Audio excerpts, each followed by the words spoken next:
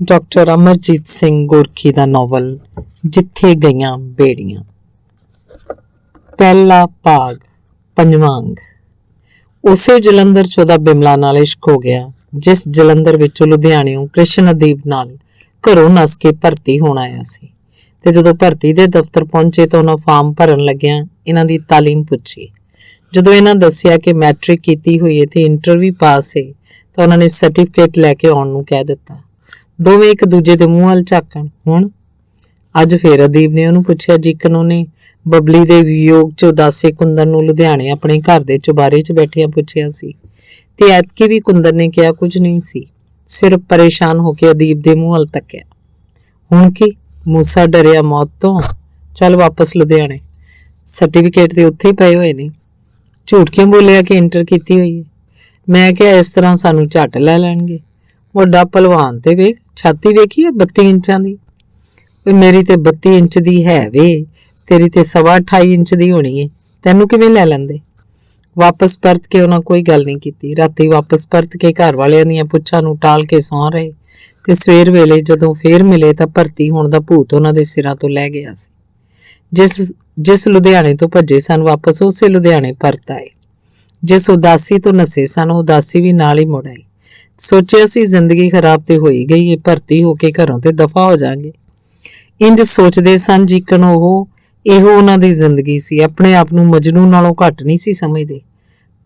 ਪੁਕਾਰੂ ਮੈਂ ਬਨ ਮੇ, ਮੇਰੀ ਲੈਲਾ ਬਸੀ ਹੈ ਮੇਰੇ ਮਨ ਮੇ, ਗਾਉਣ ਉਹਨਾਂ ਦੇ ਮਨਾਂ 'ਚ ਗੂੰਜਦਾ ਰਹਿੰਦਾ।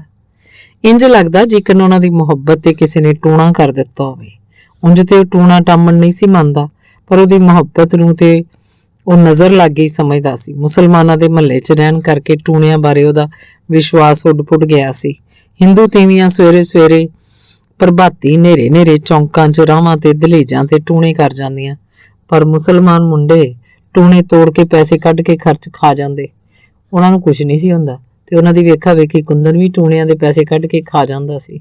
ਉਹਨੂੰ ਕੋਈ ਕਸਰ ਹੁੰਦੀ ਵੀ ਤੇ ਨਾ ਉਹਨਾਂ ਪੈਸਿਆਂ ਦੇ ਖੱਟੇ ਵਾਲੇ ਆਲੂ ਛੋਲੇ ਖਾਂਦਿਆਂ ਉਹਦੇ ਢਿੱਡ ਪੀੜ ਪੈਂਦੀ ਸੀ। ਪਰ ਮੁਹੱਬਤ ਦੀ ਨਾਕਾਮੀ ਨੇ ਉਹਨੂੰ ਇੱਕ ਵਾਰੀ ਤੇ ਮਹਿਮੀ ਬਣਾ ਦਿੱਤਾ ਸੀ।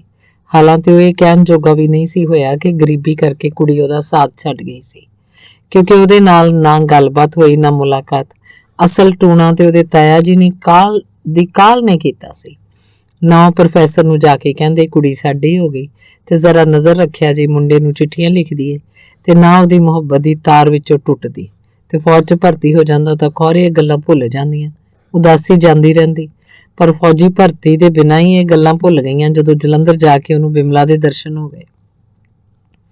ਇਸ ਮੁਹੱਬਤ ਨੇ ਪਹਿਲੀ ਮੁਹੱਬਤ ਦੀ ਨਾਕਾਮੀ ਦਾ ਡੂੰਘਾ ਅਹਿਸਾਸ ਭੁਲਾ ਦਿੱਤਾ।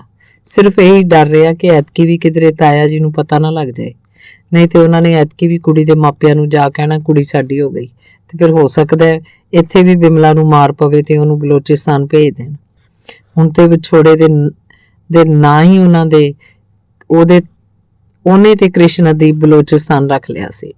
ਉਹਨੇ ਕਦੇ ਇਹ ਵੀ ਨਹੀਂ ਸੋਚਿਆ ਕਿ ਰੱਬ ਉਹਨਾਂ ਦੀ ਮੁਹੱਬਤ ਦਾ ਦੁਸ਼ਮਣ ਸੀ। ਰੱਬ ਨੂੰ ਚੱਡਾ ਸਾਹਿਬ ਨਹੀਂ ਸੀ ਮੰਨਦੇ। ਕੁੰਦਨ ਨੇ ਵੀ ਮੰਨਣਾ ਛੱਡ ਦਿੱਤਾ। ਚੱਡਾ ਸਾਹਿਬ ਕਹਿੰਦੇ ਸੀ ਕਿ ਕਿਸੇ ਉੱਤੇ ਇਲਜ਼ਾਮ ਧਰਨ ਲਈ ਕੋਈ ਨਾ ਕੋਈ ਤੇ ਹੋਣਾ ਚਾਹੀਦਾ, ਭਾਵੇਂ ਰੋਜ਼ ਦਿਹਾੜੀ ਦੇ ਮਾਮਲਿਆਂ 'ਚ ਰੱਬ ਦੀ ਦਿਲਚਸਪੀ ਨਹੀਂ ਹੋਣੀ ਚਾਹੀਦੀ। ਪਰ ਇੱਥੇ ਤੇ ਤਾਇਆ ਜੀ ਉਹਦੇ ਰੱਬ ਬਣ ਗਏ ਸੀ, ਜਿਨ੍ਹਾਂ ਨੇ ਸਾਰਾ ਇੰਤਜ਼ਾਮ ਆਪਣੇ ਹੱਥ ਲੈ ਲਿਆ ਸੀ ਤੇ ਕੁੜੀ ਸਾਡੀ ਹੋ ਗਈ ਕਹਿਣ ਤੁਰ ਪਏ ਸਨ, ਜਾਂ ਕੁੰਦਨ ਦੇ ਫੇਲ ਹੋਣ ਤੇ ਉਹਨੂੰ ਲੁਧਿਆਣਿਓਂ ਜਲੰਧਰ ਲੈ ਆਏ ਸਨ। ਇਹ ਵੀ ਤੇ ਰੱਬ ਵਰਗੀ ਰਹਿਮਤ ਹੀ ਸੀ ਕਿ ਮੁਹੱਬਤ ਤੋਂ ਵਾਂਝਿਆ ਕਰਕੇ ਦੂਜੀ ਮੁਹੱਬਤ ਲਈ ਮੌਕਾ ਬਣਾ ਦਿੱਤਾ ਸਨ। ਆਪਣੇ ਆਪ ਨੂੰ ਕੁੰਦਨ ਰੱਬ ਦੇ ਬੰਦਿਆਂ ਹਾਰ ਆਪਣੇ ਆਪ ਨੂੰ ਤਾਇਆ ਜੀ ਦਾ ਮੁਹਤਾਜ ਸਮਝਦਾ ਸੀ। ਉਹ ਬੜੀ ਸਖਤ ਨਜ਼ਰ ਰੱਖਦੇ ਸਨ। ਦਫ਼ਤਰੋਂ 5 ਵਜੇ ਆ ਜਾਂਦੇ। ਫਿਰ ਕੁੰਦਨ ਦਾ ਬਾਹਰ ਨਿਕਲਣਾ, ਕਿਸੇ ਨੂੰ ਮਿਲਣਾ ਮਨਾ ਸੀ। ਉਹਨਾਂ ਦੇ ਆਉਣ ਤੋਂ ਪਹਿਲਾਂ ਤਾਈ ਨੂੰ ਦੱਸ ਕੇ ਹਰਦੀਪ ਦੇ ਘਰ ਵੱਲ ਨਿਕਲ ਜਾਏ।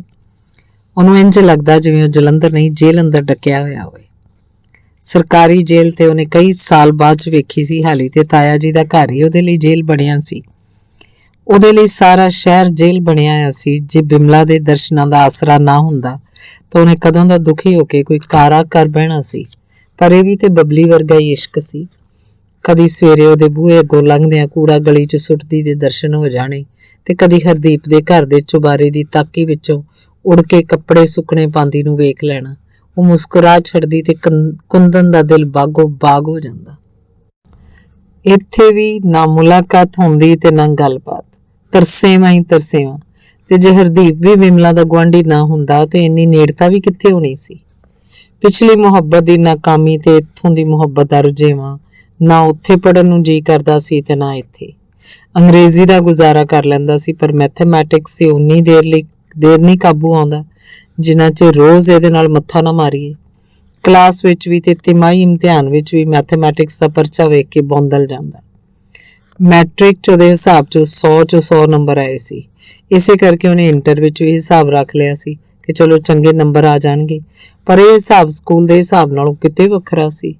ਕੋਆਰਡੀਨੇਟ, ਜਿਓਮੈਟਰੀ, ਟ੍ਰਿਗਨੋਮੈਟਰੀ ਤੇ ਕੈਲਕੂਲਸ ਉਹਦਾ ਦਿਮਾਗ ਚਕਰਾ ਜਾਂਦਾ। ਕਈ ਫਾਰਮੂਲੇ ਤਾਂ ਪਹਿਲਾਂ ਘੋਟਾ ਲਾ ਕੇ ਹੀ ਯਾਦ ਹੋਣ ਵਾਲੇ ਸੀ। ਇੱਕ ਦਿਨ ਘੋਟਾ ਲਾਓ, ਦੂਜੇ ਦਿਨ ਫੇਰ ਭੁੱਲੇ ਹੁੰਦੇ। ਇਹ ਤੇ ਲਗਾਤਾਰ ਸਵਾਲ ਕੱਢਣ ਨਾਲ ਹੀ ਯਾਦ ਹੁੰਦੇ ਸਨ ਤੇ ਇਹਨਾਂ ਕੰਮਾਂ ਵੱਲ ਕੁੰਦਨ ਦਾ ਦਿਮਾਗ ਅੱਜ ਕੱਲ੍ਹ ਲੱਗਦਾ ਨਹੀਂ ਸੀ। ਤਿਮਾਹੀ ਇਮਤਿਹਾਨ ਵਿੱਚੋਂ ਮੈਥਮੈਟਿਕਸ ਵਿੱਚੋਂ ਫੇਲ ਹੋ ਗਿਆ। ਤਾਇਆ ਜੀ ਨੂੰ ਤੇ ਪਤਾ ਲੱਗਣਾ ਹੀ ਸੀ, ਪਿਤਾ ਦੁਰਗਾ ਦਾਸ ਨੂੰ ਪਤਾ ਨਹੀਂ ਸੀ ਲੱਗਣਾ ਕਿਉਂਕਿ ਉਹਨੂੰ ਪੜ੍ਹਾਈ ਦਾ ਕੁਝ ਪਤਾ ਨਹੀਂ ਸੀ। ਪਰ ਤਾਇਆ ਜੀ ਤੇ ਪੋਸਟ ਮਾਸਟਰ ਸਨ ਤੇ ਉਹਨਾਂ ਇਹਨਾਂ ਗੱਲਾਂ ਵੱਲ ਧਿਆਨ ਦਿੰਦੇ ਸਨ। ਉਹ ਤੇ ਕੁੰਦਨ ਨੂੰ ਲਿਆਈ ਕਹਿ ਕੇ ਸੀ ਕਿ ਦੁਰਗਿਆ ਤੇਰੀ ਤੌਫੀਕ ਨਹੀਂ ਤੇ ਮੇਰਾ ਕੋਈ ਬੱਚਾ ਨਹੀਂ। ਪਰ ਲਾਡ ਦੇ ਨਾਲ ਨਾਲ ਸਖਤੀ ਇੰਨੀ ਕਰਦੇ ਸਨ ਕਿ ਜਲੰਧਰ ਨੂੰ ਜੇਲ੍ਹ ਅੰਦਰ ਬਣਾ ਦਿੱਤਾ ਸੀ। ਉਹਨਾਂ ਨੇ ਤਾਈ ਨੂੰ ਹਦਾਇਤ ਕਰ ਦਿੱਤੀ ਸੀ ਕਿ ਕੁੰਦਨ ਨੂੰ ਕਾਲਜੋਂ ਮੁੜਨ ਤੇ ਕਿਤੇ ਨਹੀਂ ਜਾਣ ਦੇਣਾ। ਕੁੰਦਨ ਬੜਾ ਦੁਖੀ, ਇਮਤਿਹਾਨ ਦੇ ਨਤੀਜੇ ਹੱਥੋਂ ਵੀ ਤੇ ਤਾਇਆ ਜੀ ਦੀਆਂ ਪਾਬੰਦੀਆਂ ਹੱਥੋਂ ਵੀ। ਹੁਣ ਤੇ ਤਾਇਆ ਜੀ ਨੇ ਇਹ ਪਾਬੰਦੀ ਵੀ ਲਾ ਦਿੱਤੀ ਸੀ ਕਿ ਕੁੰਦਨ ਨੂੰ ਕੋਈ ਮਿਲਣ ਵੀ ਨਾ ਆਵੇ। ਕੁੰਦਨ ਨੂੰ ਘਰ ਪਰਤਣ ਤੱਕ ਡਾਢੀ ਭੁੱਖ ਲੱਗ ਜਾਂਦੀ ਸੀ, ਪਰ ਤਾਂ ਵੀ ਉਹ ਹਰਦੀਪ ਨਾਲ ਕਦੇ ਉਹਦੇ ਘਰ ਚਲਾ ਜਾਂਦਾ, ਕਦੀ ਇਕੱਲਾ ਹੀ।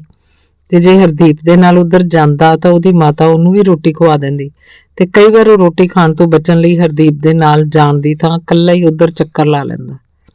ਬਾਲੀ ਵਾਰੀ ਨਿਰਾਸ਼ ਮੁੜਦਾ। ਨਾ ਤੇ ਬਿਮਲਾ ਰੋਜ਼ ਕੱਪੜੇ ਸੁੱਕਣੇ ਪਾਣ ਆਉਂਦੀ ਤੇ ਨਾ ਹੀ ਉਹ ਦੁਪਹਿਰ ਵੇਲੇ ਬਾਹਰ ਕੂੜਾ ਸੁੱਟਣ ਆਉਂਦੀ ਸੀ। ਤੇ ਕਈ ਵਾਰ ਇੰਜ ਵੀ ਹੋਇਆ ਕਿ ਉਹ ਹਰਦੀਪ ਨਾਲ ਉਹਦੇ ਘਰ ਅੱਪੜਿਆ ਤੇ ਬਿਮਲਾ ਕਿਹੜੇ ਵੇਲੇ ਦੀ ਕੱਪੜੇ ਸੁੱਕਣੇ ਪਾ ਕੇ ਹੇਠਾਂ ਲੈ ਗਈ ਹੁੰਦੀ। ਉਸ ਦਿਨ ਉਹਨੂੰ ਦੂਣੀ ਨਿਰਾਸ਼ਾ ਹੁੰਦੀ। ਘਰੇ ਆ ਜਾਂਦਾ ਤੇ ਡੱਕਿਆ ਜਾਂਦਾ। ਰੋਟੀ ਖਾ ਕੇ ਲੇਟ ਰਹਿੰਦਾ, ਕਦੀ ਕੋਈ ਕਿਤਾਬ ਪੜ੍ਹ ਲੈਂਦਾ ਜਾਂ ਫਿਰ ਸੌਂ ਰਹਿੰਦਾ। ਤਾਈ ਆਪ ਉਹਨੂੰ ਰੋਟੀ ਖਵਾ ਕੇ ਗਲੀ ਦੀਆਂ ਦਲੇਜਾਂ 'ਚ ਆਂਢਣਾ ਗੁਆਂਢਣਾ ਨਾਲ ਗੱਲਾਂ ਮਾਰਨ ਬਹਿ ਜਾਂਦੇ। ਡਾਢਾ ਕੇਵਾਂ ਭੱਜ ਜਾਵੇ, ਕਿੱਧਰ ਜਾਵੇ? ਵਾਪਸ ਲੁਧਿਆਣੇ ਪਰਤ ਜਾਏ। ਕਹਿਣਗੇ ਕਿਉਂ ਆਇਆ? ਕੀ ਜਵਾਬ ਹੈ? ਕਹਿ ਦਿਆਂਗਾ ਦਿਲ ਨਹੀਂ ਲੱਗਿਆ। ਲੁਧਿਆਣੇ ਜਾ ਕੇ ਵੀ ਕੀ ਕਰਾਂਗਾ? ਹੁਣ ਤੇ ਬਿਮਲਾ ਵੀ ਉੱਥੇ ਹੈ ਨਹੀਂ। ਉੱਥੇ ਕਿਹੜਾ ਜਾ ਕੇ ਦਿਲ ਲੱਗਣਾ? ਬਿਮਲਾ ਨੂੰ ਛੱਡ ਜਾਵਾਂ? ਉਹ ਕਿਹੜਾ ਮੇਰੀ ਹੋ ਗਈ ਹੈ? ਸਿਰਫ ਇੱਕ ਦੋ ਚਿੱਠੀਆਂ, ਇੱਕ ਅੱਧ ਮੁਸਕਾਨ ਤੇ ਦੂਰੋਂ ਨਜ਼ਰਾਂ ਦਾ ਮੇਲ, ਇਹ ਕਿਹੋ ਜਿਹੀ ਮੁਹੱਬਤ ਹੈ? ਇਹਦੇ ਨਾਲ ਨਾ ਤਨ ਰੱਜਦਾ ਹੈ ਨਾ ਮਨ ਰੱਜਦਾ ਹੈ। ਤੇ ਜੇ ਮੈਂ ਲੁਧਿਆਣੇ ਵਾਪਸ ਪਰਤ ਗਿਆ ਤਾਂ ਬਿਮਲਾ ਕੀ ਕਹੇਗੀ? ਉਸ ਕੀ ਕਹਿਣਾ? 2-4 ਦਿਨ ਰਾਹ ਤੱਕੇਗੀ, ਹਰਦੀਪ ਦੇ ਚੁਬਾਰੇ ਵੱਲ ਝਾਤੀ ਮਾਰੇਗੀ। ਹੋ ਸਕਦਾ ਇੱਕ ਅੱਧਾ ਡੰਗ ਰੋਟੀ ਵੀ ਨਾ ਖਾਏ ਤੇ ਫਿਰ ਬਸ ਭੁੱਲ ਜਾਏਗੀ। ਤੇ ਜੇ ਮੈਂ ਇੱਥੇ ਬਹਿ ਹੀ ਰਵਾਂ ਤਾਂ ਕਿਹੜਾ ਉਹਨੇ ਮੇਰੀ ਹੋ ਜਾਣਾ? ਉਹ ਤੇ ਬਾਹਮਣਾ ਦੀ ਕੁੜੀ ਵੀ ਨਹੀਂ। ਤੇ ਜੇ ਤਾਇਆ ਜੀ ਨੂੰ ਪਤਾ ਲੱਗਾ ਕਿ ਬਾਹਮਣਾ ਦੀ ਕੁੜੀ ਨਹੀਂ ਤਾਂ ਉਹਨਾਂ ਪਹਿਲਾਂ ਹੀ ਸਿਰ ਫੇਰ ਦੇਣਾ। ਉਹ ਭਾਵੇਂ ਪਾਠ ਪੂਜਾ ਨਹੀਂ ਕਰਦੇ, ਮੰਦਰ ਨਹੀਂ ਜਾਂਦੇ ਤੇ ਸਿਰਫ ਸਵੇਰ ਇਸ਼ਨਾਨ ਕਰਨ ਵਾਲੇ ਸੰਧਿਆ ਕਰਨ ਜੋਗੇ ਆਰੀਆ ਸਮਾਜੀ ਬਾਹਮਣ ਨੇ। ਫਿਰ ਵੀ ਉਹਨਾਂ ਨੇ ਬਰਾਦਰੀ ਤੋਂ ਬਾਹਰ ਦੀ ਗੱਲ ਤੇ ਸੋਚਣੀ ਵੀ ਨਹੀਂ। ਤੇ ਜੇ ਤਾਇਆ ਜੀ ਆਪਣੀ ਵਲਗਨ ਚੋਂ ਨਹੀਂ ਨਿਕਲ ਸਕਦੇ ਤੇ ਕੀ ਮੈਂ ਨਿਕਲਣ ਜੋਗਾ ਹੈ ਵਾਂ? ਮੇਰੀ ਪੜ੍ਹਾਈ ਖਤਮ ਹੋ ਗਈ ਏ? ਨਹੀਂ। ਮੈਂ ਕਿਸੇ ਧੰਦੇ ਕਾਰੇ ਲੱਗ ਗਿਆ? ਨਹੀਂ। ਇਹ ਮੁਹੱਬਤ ਜਵਾਨੀ ਦਾ ਜੋਸ਼ ਹੀ ਏ। ਜੇ ਬਿਮਲਾ ਮਿਲ ਵੀ ਜਾਏ ਤੇ ਅਸੀਂ ਕੀ ਕਰਾਂਗੇ?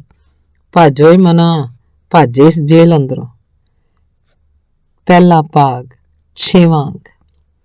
ਲੁਧਿਆਣੇ ਆ ਕੇ ਜਦੋਂ ਦੁਬਾਰਾ ਗਵਰਨਮੈਂਟ ਕਾਲਜ 'ਚ ਦਾਖਲ ਹੋਇਆ, ਉਸ ਵੇਲੇ ਸਾਹਿਰ ਲੁਧਿਆਣਵੀ ਸਟੂਡੈਂਟਸ ਯੂਨੀਅਨ ਦਾ ਪ੍ਰੈਜ਼ੀਡੈਂਟ ਸੀ। ਕੁੰਦਨ ਵੀ ਉਹਦਾ ਪ੍ਰਸ਼ੰਸਕ ਤੇ ਦੋਸਤ ਸੀ, ਭਾਵੇਂ ਹੈ ਉਹਦੇ ਨਾਲੋਂ ਛੋਟਾ ਸੀ। ਸਟੂਡੈਂਟਸ ਯੂਨੀਅਨ ਨੇ ਫੈਸਲਾ ਕੀਤਾ ਕਿ ਕਾਂਗਰਸ ਦੇ ਸਕੱਤਰ ਸੋਹਣ ਸਿੰਘ ਜੋਸ਼ ਨੂੰ ਬੁਲਾਇਆ ਜਾਏ ਤੇ ਸਾਰੇ ਕਾਲਜ ਸਾਹਮਣੇ ਜੋਸ਼ ਦੇਸ਼ ਦੀ ਰਾਜਨੀਤੀ ਬਾਰੇ ਤਕਰੀਰ ਕਰੇ। ਜਿਸ ਵੇਲੇ ਜੋਸ਼ ਨੇ ਤਕਰੀਰ ਕਰਨੀ ਸੀ, ਉਸ ਵੇਲੇ ਕਾਲਜ ਦੇ ਬਾਹਰ ਪੁਲਿਸ ਆ ਗਈ। ਉਹ ਕਾਲਜ ਦੇ ਅੰਦਰ ਆਉਣਾ ਚਾਹੁੰਦੀ ਸੀ, ਪਰ ਪ੍ਰਿੰਸੀਪਲ ਹਾਰਵੇ, ਜਿਹੜਾ ਸਕਾਟਲੈਂਡ ਦਾ ਸੀ, ਨੇ ਕਿਹਾ ਪੁਲਿਸ ਮੇਰੇ ਕਾਲਜ 'ਚ ਨਹੀਂ ਆ ਸਕਦੀ। ਐਸਪੀ ਪਹਿਲਾਂ ਤੇ ਥੋੜਾ ਗਰਮ ਹੋਇਆ। ਇਹ ਖਤਰਨਾਕ ਆਦਮੀ ਹੈ, ਇਹਨੂੰ ਬੋਲਣ ਦੇਣਾ ਅਮਨ ਕਾਨੂੰਨ ਲਈ ਖਤਰਨਾਕ ਹੋ ਸਕਦਾ ਹੈ। ਪਰ ਜਦੋਂ ਪ੍ਰਿੰਸੀਪਲ ਨੇ ਡਟ ਕੇ ਨਾ ਕਰ ਦਿੱਤੀ ਤਾਂ ਪੁਲਿਸ ਕਪਤਾਨ ਨੇ ਪੁਲਿਸ ਨੂੰ ਕਾਲਜ ਦੇ ਗੇਟ ਦੇ ਬਾਹਰ ਰਹਿਣ ਦਾ ਹੁਕਮ ਦੇ ਦਿੱਤਾ। ਕੁੰਦਨ ਨੂੰ ਇਹ ਗੱਲ ਡਾਢੀ ਪਸੰਦ ਆਈ ਕਿ ਪ੍ਰਿੰਸੀਪਲ ਹੋਵੇ ਤੇ ਇਸ ਤਰ੍ਹਾਂ ਦਾ ਹੋਵੇ ਜਿਹੜਾ ਅਸੂਲ ਲਈ ਆਪਣੀ ਸਰਕਾਰ ਸਾਹਮਣੇ ਡਟ ਸਕੇ, ਕਾਲਜ ਕੈਂਪਸ ਦੀ ਪਵਿੱਤਰਤਾ ਨੂੰ ਕਾਇਮ ਰੱਖ ਸਕੇ। ਮੁੰਡਿਆਂ ਨੇ ਕਾਲਜ ਗੇਟ ਤੇ ਖਲੋਤੀ ਪੁਲਿਸ ਦੇ ਖਿਲਾਫ ਨਾਅਰੇ ਲਾਏ। ਪੁਲਿਸ ਕਪਤਾਨ ਨੇ ਪੁਲਿਸ ਨੂੰ ਲਵਜ਼ ਲੇਨ ਵਾਲੇ ਪਾਸੇ ਤਾਇਨਾਤ ਕਰ ਦਿੱਤਾ। ਜਦੋਂ 6 ਫੁੱਟਾ ਜਵਾਨ ਸੋਹਣ ਸਿੰਘ ਜੋਸ਼ ਸਟੇਜ ਤੇ ਖਲੋਤਾ, ਇੰਜ ਲੱਗਾ ਜਿਵੇਂ ਕੋਈ ਦੂਰੋਂ ਉੱਪਰੋਂ ਖਲੋ ਕੇ ਭਾਸ਼ਣ ਕਰ ਰਿਹਾ ਹੋਵੇ। ਉਹਦੇ ਕੱਦ ਕਰਕੇ ਉਹਦੇ ਲਫ਼ਜ਼ਾਂ ਵਿਚਲੇ ਜਜ਼ਬੇ ਨੇ ਨੌਜਵਾਨਾਂ ਨੂੰ ਹਿਲਾਉਣ ਕੇ ਰੱਖ ਦਿੱਤਾ। ਉਹਨੇ ਅੰਗਰੇਜ਼ੀ ਹਕੂਮਤ ਦੇ ਖਿਲਾਫ ਕਰਾਰੀ ਤਕਰੀਰ ਕੀਤੀ ਤੇ ਫਿਰ ਅਖੀਰ ਤੇ ਪੁੱਛਿਆ, ਤੁਸੀਂ ਜਾਣਦੇ ਹੋ ਮੈਂ ਕੌਣ ਹਾਂ? ਇਹ ਕਹਿ ਕੇ ਉਹਨੇ ਸੱਜੇ ਹੱਥ ਦਾ ਮੁੱਕਾ ਕੱਸ ਕੇ ਹਵਾ 'ਚ ਤਾਣਿਆ। ਵਿਦਿਆਰਥੀਆਂ 'ਚ ਜਿਵੇਂ ਬਿਜਲੀ ਦੌੜ ਗਈ ਹੋਵੇ। ਜਿਹੜੇ ਉੱਥੇ ਗੁਪਤ ਕਮਿਊਨਿਸਟ ਸਨ ਉਹਨਾਂ ਨੇ ਹੌਲੀ ਜੀ ਕਿਹਾ, ਇਹ ਕਮਿਊਨਿਸਟ ਏ, ਬਾਹਰੋਂ ਕਾਂਗਰਸੀ ਏ। ਅੱਜ ਕੱਲ੍ਹ ਕਾਂਗਰਸ ਦੇ ਕਮਿਊਨਿਸਟ ਘਿਓ ਖਿਚੜੀ ਨੇ। ਉਹਨਾਂ ਨੇ ਮਾਸਟਰ ਹਰੀ ਸਿੰਘ ਦਾ ਵੀ ਨਾਂ ਲਿਆ ਕਿ ਉਹ ਵੀ ਵਿੱਚੋਂ ਕਮਿਊਨਿਸਟ ਏ। ਉਸ ਜਲਸੇ ਦੀ ਯਾਦ ਕੁੰਦਨ ਦੇ ਮਨ 'ਚ ਅੱਜ ਤੱਕ ਵਸੀ ਹੋਈ ਏ। ਉਹਨੂੰ ਜੋਸ਼ ਦੀ ਤਕਰੀਰ ਸੁਣ ਕੇ ਜੋਸ਼ ਆ ਗਿਆ ਸੀ ਤੇ ਲੱਗਾ ਸੀ ਕਿ ਇਹ ਲੋਕ ਹੀ ਨੇ ਜਿਹੜੇ ਦੇਸ਼ ਨੂੰ ਇਨਕਲਾਬ ਦੇ ਰਾਹ ਤੇ ਲੈ ਜਾਣਗੇ। ਕਾਂਗਰਸੀ ਤੇ ਨਿਰਾ ਇਨਕਲਾਬ ਦਾ ਨਾਅਰਾ ਲਾਉਣ ਜੋਗੇ ਨੇ। ਗੁਰਦਾਸ ਮੱਲ ਚੱਡਾ ਦੀਆਂ ਗੱਲਾਂ ਤੋਂ ਉਹ ਪ੍ਰਭਾਵਿਤ ਹੁੰਦਾ। ਇੱਕ ਤੇ ਉਹਨਾਂ ਦੇ ਪਿੰਡ ਦੇ ਸਨ, ਅਮਰੀਕਾ ਹੋ ਕੇ ਆਏ ਸਨ, ਅਮੀਰ ਸਨ, ਹਸਮੁਖ ਸਨ ਤੇ ਦੁਰਗਾਦਾਸ ਸ਼ਰਮਾ ਦੇ ਦੋਸਤ ਸਨ ਤੇ ਗੱਲਾਂ ਬੜੀਆਂ ਵਧੀਆ ਕਰਦੇ ਸਨ। ਪਰ ਦੇਸ਼ ਬਾਰੇ ਉਹਨਾਂ ਦੀਆਂ ਗੱਲਾਂ ਨਰਮ ਸਨ। ਉਹਨਾਂ ਦੀਆਂ ਗੱਲਾਂ ਤੋਂ ਹੀ ਕੁੰਦਨ ਨੂੰ ਜਾਪਿਆ ਸੀ ਕਿ ਕਾਂਗਰਸ ਨਰਮ ਏ ਤੇ ਜੋਸ਼ ਦੀ ਜੋਸ਼ੀਲੀ ਤਕਰੀਰ ਸੁਣ ਕੇ ਲੱਗਾ ਸੀ ਕਿ ਕਮਿਊਨਿਸਟ ਗਰਮ ਨੇ। ਇਹਨਾਂ ਦਿਨਾਂ 'ਚ ਸਾਹਿਰ ਲੁਧਿਆਣਵੀ ਤੇ ਹਮੀਦ ਅਖਤਰ ਨਾਲ ਮੇਲ ਜੋਲ ਹੋਣ ਕਾਰਨ ਉਹਨੂੰ ਸਮਾਜਿਕ ਰਿਸ਼ਤਿਆਂ ਤੇ ਸਮਾਜਿਕ ਤਬਦੀਲੀ ਦੇ ਨਾਲ-ਨਾਲ ਇਨਕਲਾਬ ਦੀਆਂ ਗੱਲਾਂ ਸੁਣਨ ਦਾ ਮੌਕਾ ਮਿਲਦਾ ਰਹਿੰਦਾ ਸੀ। ਓਮ ਪ੍ਰਕਾਸ਼ ਸੋਸ਼ਲਿਸਟ ਨਾਲ ਜਦੋਂ ਉਹਦੀ ਮੁਲਾਕਾਤ ਹੋਈ ਤਾਂ ਉਹਨੂੰ ਲੱਗਾ ਕਿ ਇਨਕਲਾਬ ਨਿਰਾ ਜਲਸੇ ਜਲੂਸ ਕੱਢ ਕੇ ਨਹੀਂ ਆਉਂਦਾ। ਇਹਦੇ ਲਈ ਲੋਕਾਂ ਨੂੰ ਜਗਾਉਣਾ ਤੇ ਨਾਲ ਜੋੜਨਾ ਬੜਾ ਜ਼ਰੂਰੀ ਹੈ। ਓਮ ਪ੍ਰਕਾਸ਼ ਟ੍ਰੇਡ ਯੂਨੀਅਨ 'ਚ ਕੰਮ ਕਰਦਾ ਸੀ ਤੇ ਕੁੰਦਨ ਨੂੰ ਆਪਣੇ ਨਾਲ ਫੈਕਟਰੀਆਂ 'ਚ ਲਿਜਾਣ ਲੱਗ ਪਿਆ ਸੀ। ਉੱਥੇ ਜਾ ਕੇ ਓਮ ਪ੍ਰਕਾਸ਼ ਕਹਿੰਦਾ, ਕਮਿਊਨਿਸਟਾਂ ਨੇ ਇਹ ਬੰਦਾ ਲਾਇਆ ਤੇ ਮੇਰੇ ਕੋਲੋਂ ਪੁੱਛਦਾ ਹੈ ਮਜ਼ਦੂਰਾਂ 'ਚ ਕੰਮ ਕਿਵੇਂ ਕਰੀਦਾ? ਤੁਸੀਂ ਦੱਸੋ, ਮੈਨੂੰ ਕੀ ਦੱਸਾਂ? ਮੈਨੂੰ ਦੱਸਾਂ ਕਿ ਸੋਸ਼ਲਿਜ਼ਮ ਕੀ ਹੈ? ਇਹ ਗੱਲ ਤੇ ਇਹਨਾਂ ਦੀ ਪਾਰਟੀ ਨੇ ਇਹਨੂੰ ਦੱਸ ਦਿੱਤੀ ਹੋਣੀ ਹੈ ਜਾਂ ਇਹਨੂੰ ਛਬੀਲ ਦਾਸ ਦੇ ਮਜਮੂਨ ਪੜ੍ਹ ਕੇ ਸਮਝ ਆ ਗਈ ਹੋਣੀ ਹੈ। ਇਹ ਕਹਿੰਦਾ ਮੈਂ ਛਬੀਲ ਦਾਸ ਦੇ ਮਜਮੂਨ ਪੜ੍ਹੇ ਨੇ ਤੇ ਮੈਨੂੰ ਚੰਗੇ ਲੱਗਦੇ ਨੇ। ਹੁਣ ਮੈਂ ਭਲਾ ਛਬੀਲ ਦਾਸ ਨਾਲੋਂ ਵੱਧ ਇਹਨੂੰ ਕੀ ਦੱਸ ਸਕਦਾ? ਇਹ ਪੁੱਛਦਾ ਇਨਕਲਾਬ ਕਿੱਦਾਂ ਆਉਣਾ ਹੈ। ਹੁਣ ਪੁੱਛੋ ਇਹਨੂੰ ਮੈਂ ਕਿਵੇਂ ਦੱਸ ਸਕਦਾ? ਇਹਨਾਂ ਦੀ ਪਾਰਟੀ ਨੂੰ ਰੂਸ 'ਚ ਇਨਕਲਾਬ ਲਿਆਉਂਦਿਆਂ 25 ਸਾਲ ਹੋ ਚੱਲੇ ਨੇ। ਇਹ ਤੇ ਉਸ ਇਨਕਲਾਬ ਦੀ ਸਿਲਵਰ ਜੁਬਲੀ ਮਨਾਉਣ ਨੂੰ ਫਿਰਦੇ ਨੇ ਤੇ ਮੈਨੂੰ ਕੀ ਦੱਸਾਂ ਕਿ ਇਨਕਲਾਬ ਕਿਵੇਂ ਆਇਆ ਹੈ। ਇਹ ਕਹਿੰਦੇ ਨੇ ਇਨਕਲਾਬ ਹਥਿਆਰਾਂ ਨਾਲ ਆਉਣਾ ਹੈ। ਰੂਸ ਵਿੱਚ ਵੀ ਹਥਿਆਰਾਂ ਨਾਲ ਹੀ ਇਨਕਲਾਬ ਆਉਣਾ ਹੈ। ਭਲਾ ਇਹਨੂੰ ਪੁੱਛੋ ਕਦੀ ਇਹਨਾਂ ਪਿਸਤੌਲ ਵੇਖੀ? ਚਲਾਣੀ ਤੇ ਕਿਧਰੇ ਰਹੀ? ਹਥਿਆਰਬੰਦ ਇਨਕਲਾਬ ਇਸ ਸਵਾਹ ਲਿਆਉਣਗੇ? ਗੱਲਾਂ ਇਹ ਹਥਿਆਰਬੰਦ ਇਨਕਲਾਬ ਦੀਆਂ ਕਰਦੇ ਨੇ ਪਰ ਕੀੜੀ ਕਦੀ ਇਹਨਾਂ ਮਾਰ ਕੇ ਨਹੀਂ ਵੇਖੀ। ਨਾਲੇ ਬ੍ਰਾਹਮਣ ਕੀ ਇਨਕਲਾਬ ਲਾਏਗਾ? ਰਾਮ ਰਾਮ ਇਹ ਨਹੀਂ ਜਪਦਾ। ਪਰ ਰਾਮਚੰਦਰ ਵਾਂਗੂ ਇਹਨਾਂ ਤੇ ਕਮਾਨ ਵੀ ਫੜਨੀ ਨਹੀਂ ਆਉਂਦੀ।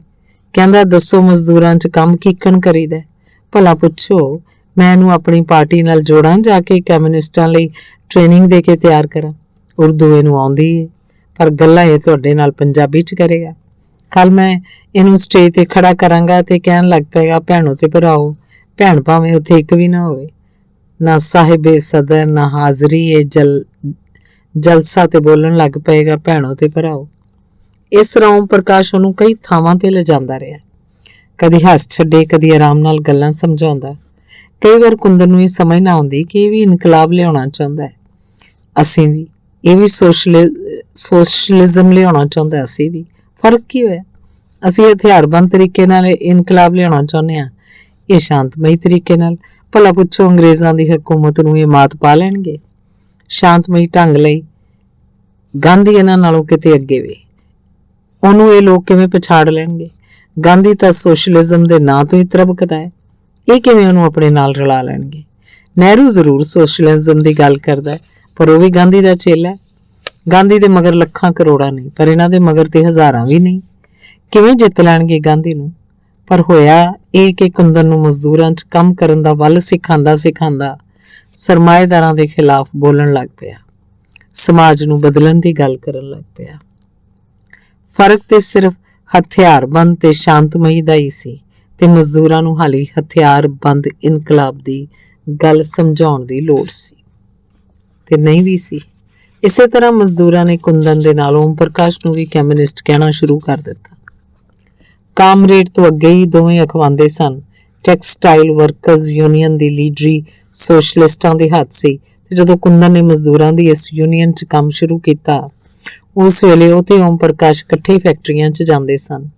ਪਹਿਲਾਂ ਤਾਂ ਓਮ ਪ੍ਰਕਾਸ਼ ਉਹਦਾ ਮੁਖਾਲ ਉਡਾਉਣ ਵਾਲਿਆਂ 'ਚ ਸੀ, ਪਰ ਫਿਰ ਜਦੋਂ ਉਹਨੂੰ ਵੀ ਕਮਿਊਨਿਸਟ ਕਹਿਣ ਲੱਗ ਪਏ, ਉਹਨੇ ਕੁੰਦਨ ਦਾ ਮੁਖਾਲ ਉਡਾਉਣਾ ਛੱਡ ਦਿੱਤਾ। ਭਾਵੇਂ ਉਹਨੂੰ ਕਮਿਊਨਿਸਟ ਅਖਵਾਉਣਾ ਚੰਗਾ ਨਹੀਂ ਸੀ ਲੱਗਦਾ।